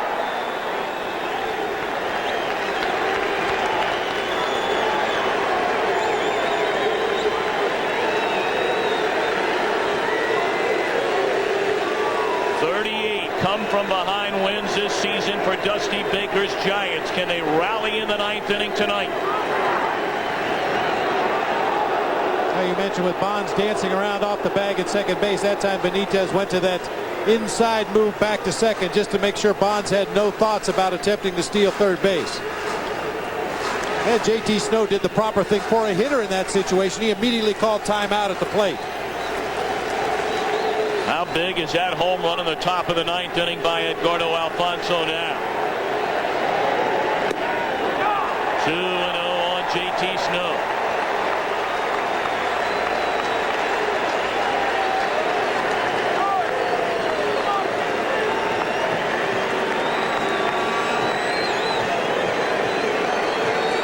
Dusty Baker's Giants trying to rally and take a 2-0 lead in this best-of-5 division series. The New York Mets, they have to win this game to even this series at a game apiece. On the inside corner, it's 2-1 to Snow.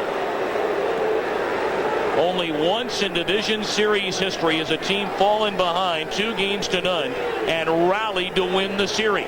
The 1995 Seattle Mariners beating the New York Yankees 3 straight at the Kingdome.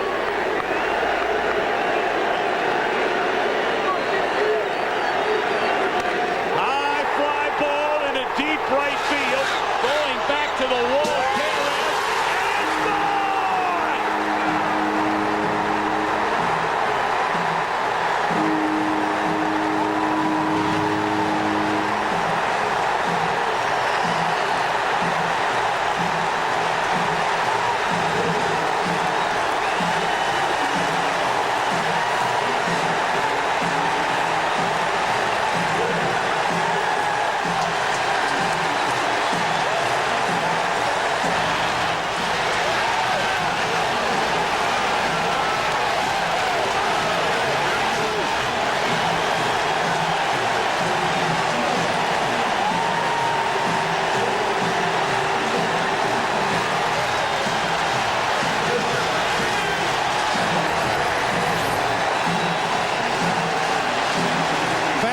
Down the heart of the plate. J.T.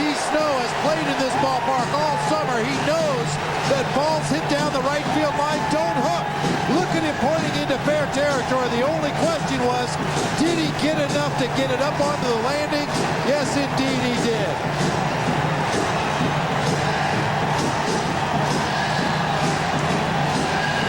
The unbelievable has happened here in San Francisco.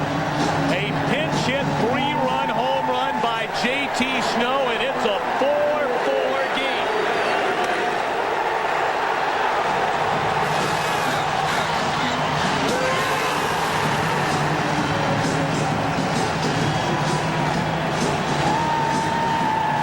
It's been a different hero every day for this Giants ball club this summer. Today is J.T. Snow's day. That is his first pinch hit home run in his major league career. Swing and a miss by Aurelia. Now, granted, Snow generally an everyday player. He hasn't had a lot of pinch hit appearances, 22 to be exact. That at bat number 23, and Cash is in to tie it here in the ninth. And Al Leiter, extremely disappointed, as you can well imagine, in that New York Mets dugout. 0-2 now on Aurelia.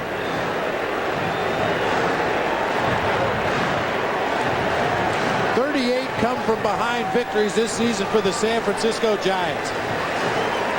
It's a trademark of a Dusty Baker managed ball club. They never feel they're out of a game.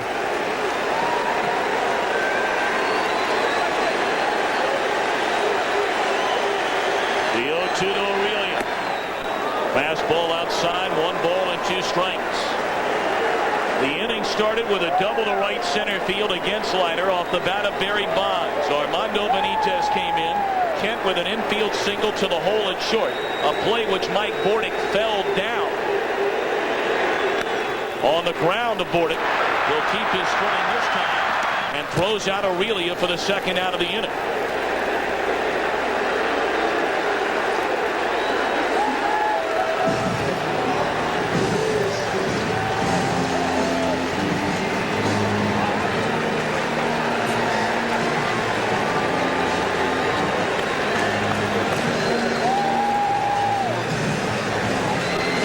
Bobby Estes, you could see him clearly waiting around there to see if Dusty Baker was going to pinch hit for him.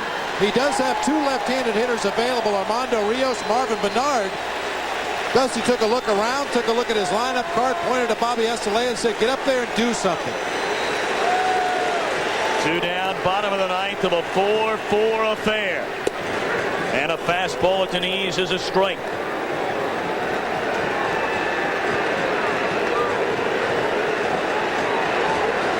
Unbelievable ninth inning here at Pac-Bell Park. It's 0-2. Edgardo Alfonso with 2 outs and 1 on in the top of the ninth inning hit a 2-run home run to the seats in left center field, giving Al Leiter a 4-1 lead. But the never say die Giants under Dusty Baker get 2 hits and a pinch hit 3-run home run by Snow. That one popped up into shallow left field. Bornick, the shortstop, the call, the catch, and we go to the 10th inning. J.T. Snow, the first pinch hit home run of his major league career.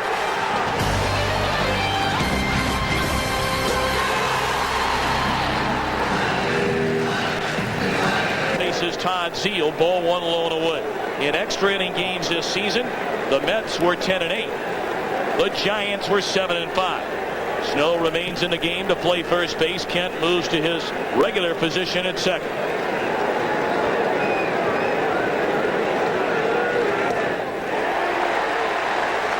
One and one to Zeile.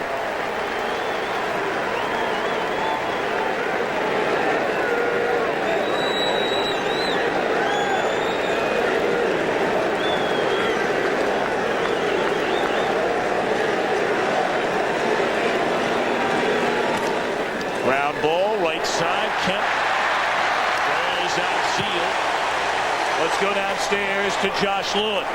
Guys bumped into J.T. Snow in the clubhouse tunnel in the 4th inning when Shawn Estes was out, and he had his typical California casualness about him. He said Woody's going to hold him, Woody being Kirk Reeder, and we'll get him. Well, Woody went 4 1/3 innings of shutout ball, and who was it that got it? It was J.T. Snow. Terrific stuff, Josh Lewin. Thank you very much. Nice to have Josh with us here in the postseason on Fox.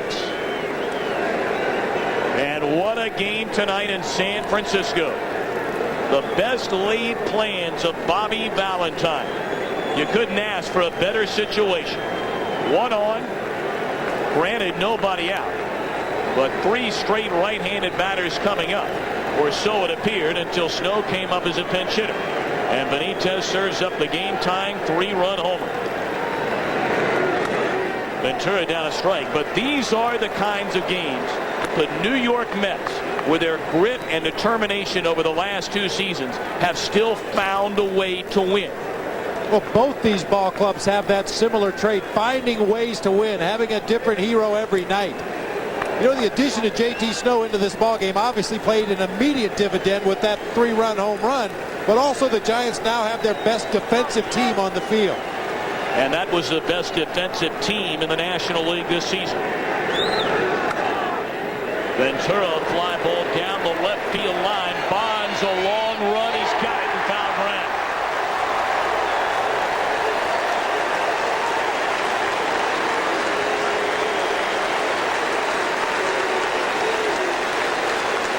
You talk about home field advantage. Barry Bonds playing here in his home ballpark, coming after this ball, takes a quick peek, ran around the bullpen mound to make that catch just in front of that mound up onto the tarp.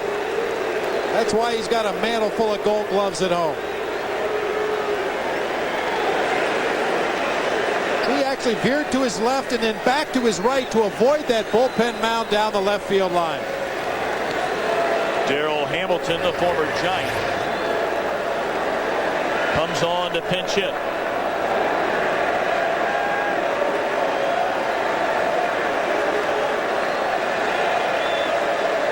Rodriguez delivers. It's fouled out of play. Our game produced by Jeff Gallen, directed by Jim Lynch, and we certainly send our best wishes to Alma Lynch watching tonight, and we certainly hope you're doing well. We're crazy about Alma Lynch, and get well soon. 0-1 the count on Darrell Hamilton. Lined into right center field. It'll fall for a base hit. Murray over to cut it off, but Hamilton making a turn. He's coming to second, and he's there with a 2-out double.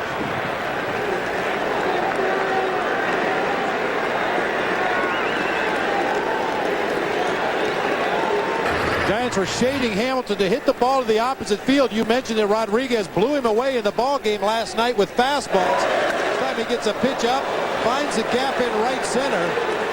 Calvin Murray closed ground quickly, but Hamilton with too much speed, no chance to get him at second base.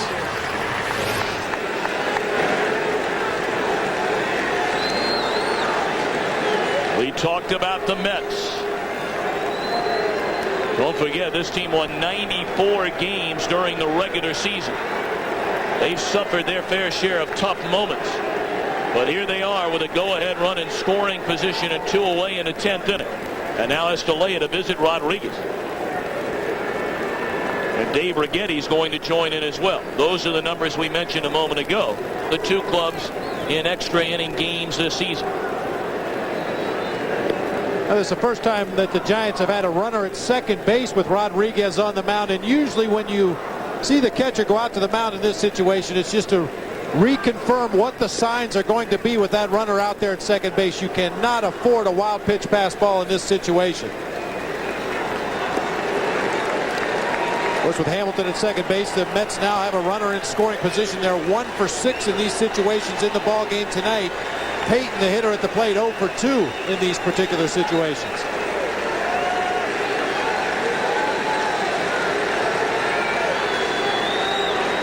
Four game in a 10th. Hamilton leads at second base with 2 away.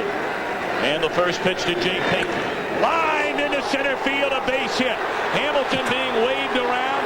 He will score on a 2-out single by Payton. And just like that, the Mets have recaptured the lead. It's 5-4. How about the New York Mets rookies in this game tonight?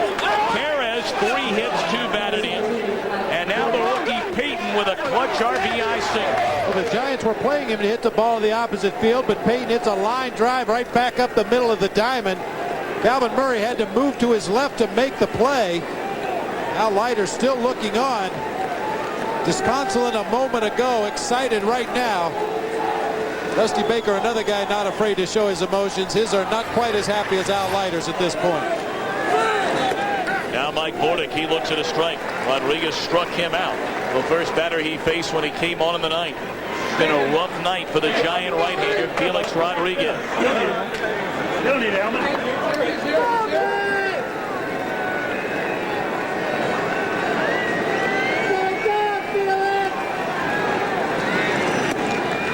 1-1 to Bordick. Darrell Hamilton, a 2-out pinch hit double to right center, and scores on the 2-out single to center by Payton.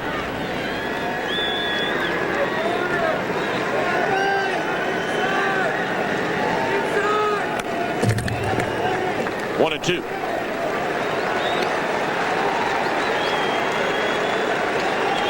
Rodriguez is basically a one-pitch pitcher, and you're seeing the Mets take advantage of that. He's got an, at times, overpowering fastball, as we mentioned, in the high 90s. No breaking ball really to speak of. He throws a little wrinkle of a slider. Occasionally he'll throw a two-seam fastball, but everything is hard, hard, hard. Mets are going to the plate looking for something hard. Swing and a miss, and that'll end the inning.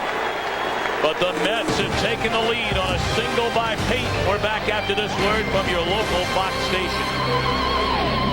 Al Leiter, spectacular for 8+ innings tonight, allowed 5 hits. He took the ball into the bottom of the 9th inning, allowed a leadoff double to Barry Bonds, was taken down for Armando Benitez, who allowed an infield single to Jeff Kent. 1 out later, a game-tying pinch hit 3-run home run off the bat of J.T. Snow. But the Mets come right back against Felix Rodriguez and get a 2-out double by Hamilton. He scores on a single by Payton, and the Mets have a 5-4 lead. The Giants bat in the bottom of the 10th. Hamilton remains in a game in left field, and Armando Rios will pinch it for Felix Rodriguez. In there, a strike.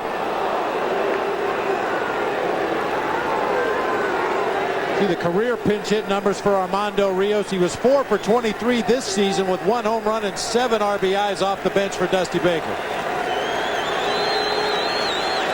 There's a lot of thunder in this guy's bat. And that one taken outside and high. Not the biggest guy in the world, but very strong. Good fastball hitter is Armando Rios. He's taken balls out of here to straightaway center field this season. 10 home runs, 50 RBIs in only 233 at-bats. Swing and a miss. Benitez throwing that fastball right by him, and it's 1-2. Just in case Benitez runs into any trouble. Boy, not a bad safety valve. The guy with the second most saves in Major League history loosens in the bullpen. John Franco.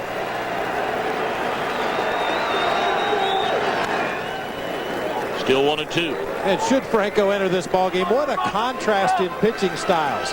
Benitez, a right-handed flamethrower, regularly in the high 90s. Franco, a left-handed screwball pitcher. And I don't mean he's a screwball. That's his best pitch. Oh, he is a screwball. I've known him for a long time. 1-2 on Armando Rios. Just off the outside corner. Another fastball at 97 from Benitez.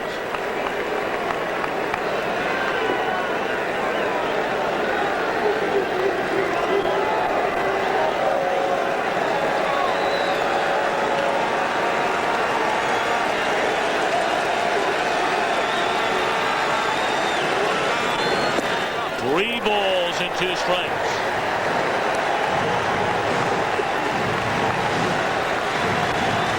The roller coaster ride of emotions that have taken place over the last 2 innings here in San Francisco. Both managers, the players, and better than 41,000 in this ballpark.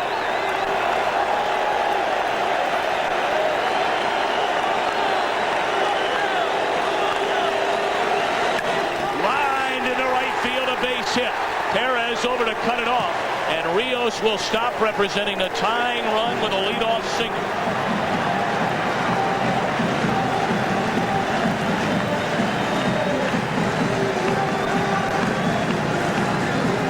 Well, Dusty Baker had initially sent Marvin Bernard up to lead off this bottom half of the 10th inning. He called him back in favor of Armando Rios, and now we use Bernard to pinch hit for Calvin Murray. Bernard, a much more accomplished punter than Armando Rios. Had he done it the other way around and Bernard reached base, Rios is not a good bunter at all. Well, here comes Dave Wallace, and we'll see if Bobby Valentine is going to bring on John Franco. And the answer is yes.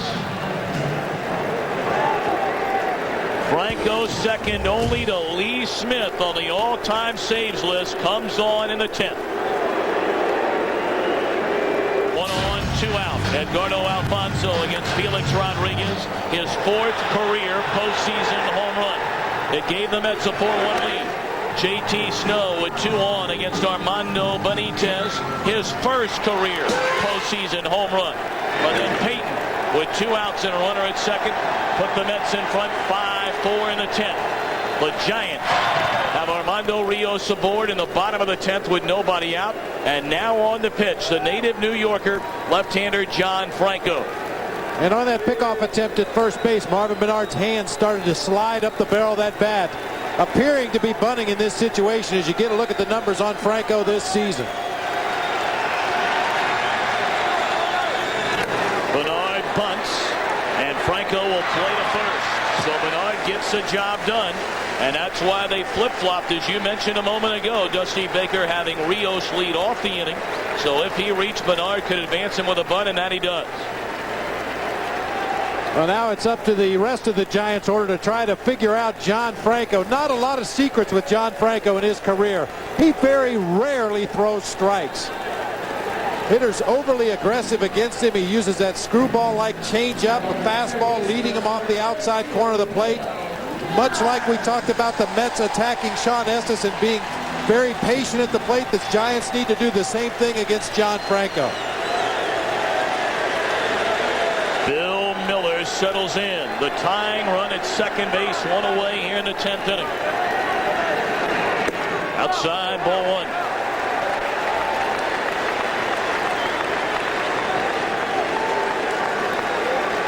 Franco, a graduate of Lafayette High School in Brooklyn. If that high school sounds familiar, a guy named Koufax came out of there. 1-0, the count on Bill Miller.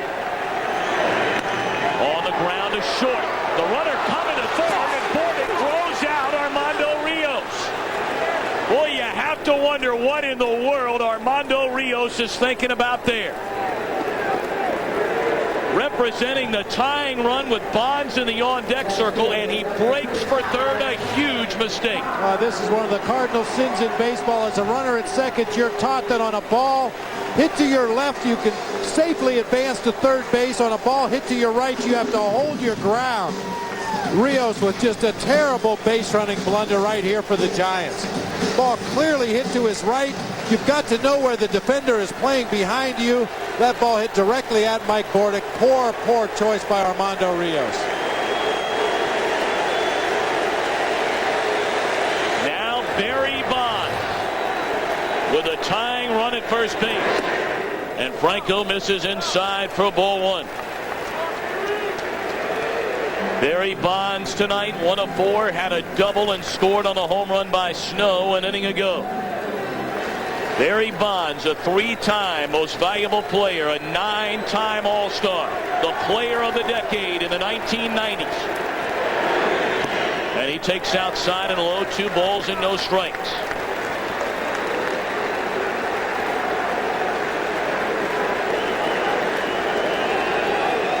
Bonds has never homered in his career in 33 at-bats against John Franco.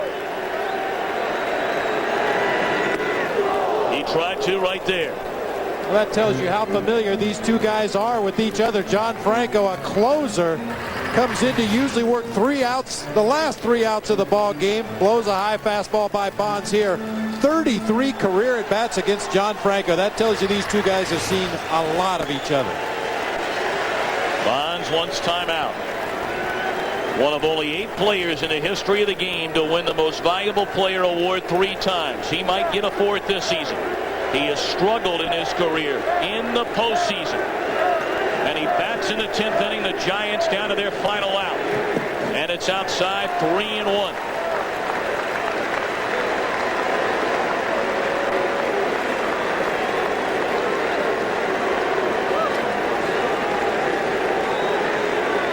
Barry Bonds has only hit 1 home run in the postseason. That was Game 6 of the '92 National League Championship Series against Tom Glavine.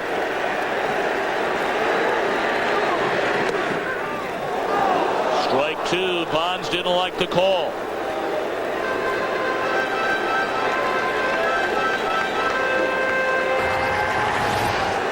Well, he may not have liked it, but it looked like a pretty good pitch from John Franco. He was probably surprised to see a fastball over the plate.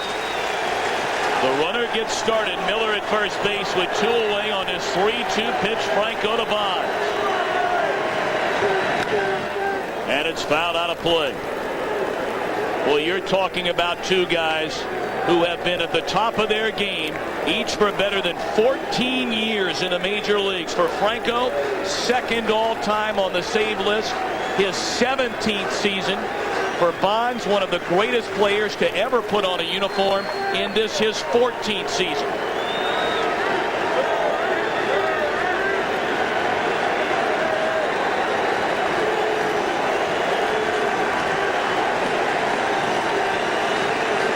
Again a 3-2. And it's strike 3 called, and the Mets have won it in a thriller in San Francisco. 5-4 the final in 10 innings, and they go back to New York, having even this series in a game apiece. What a gutsy effort tonight by the Mets. Oh, a gutsy effort by both teams, but especially by the Mets. Barry Bonds unhappy with the 3-1 pitch, a fastball down the middle. He's even less happy with this one. Breaking ball that never really took the break, appeared to stay off of that inside corner, but Gary Cederstrom, the home plate umpire, rings up Bonds to end this incredibly exciting game. John Franco the save. Armando Benitez gets the win. And the loss goes to Felix Rodriguez. And what a night for the youngsters. The first career postseason for 2 rookies. Timo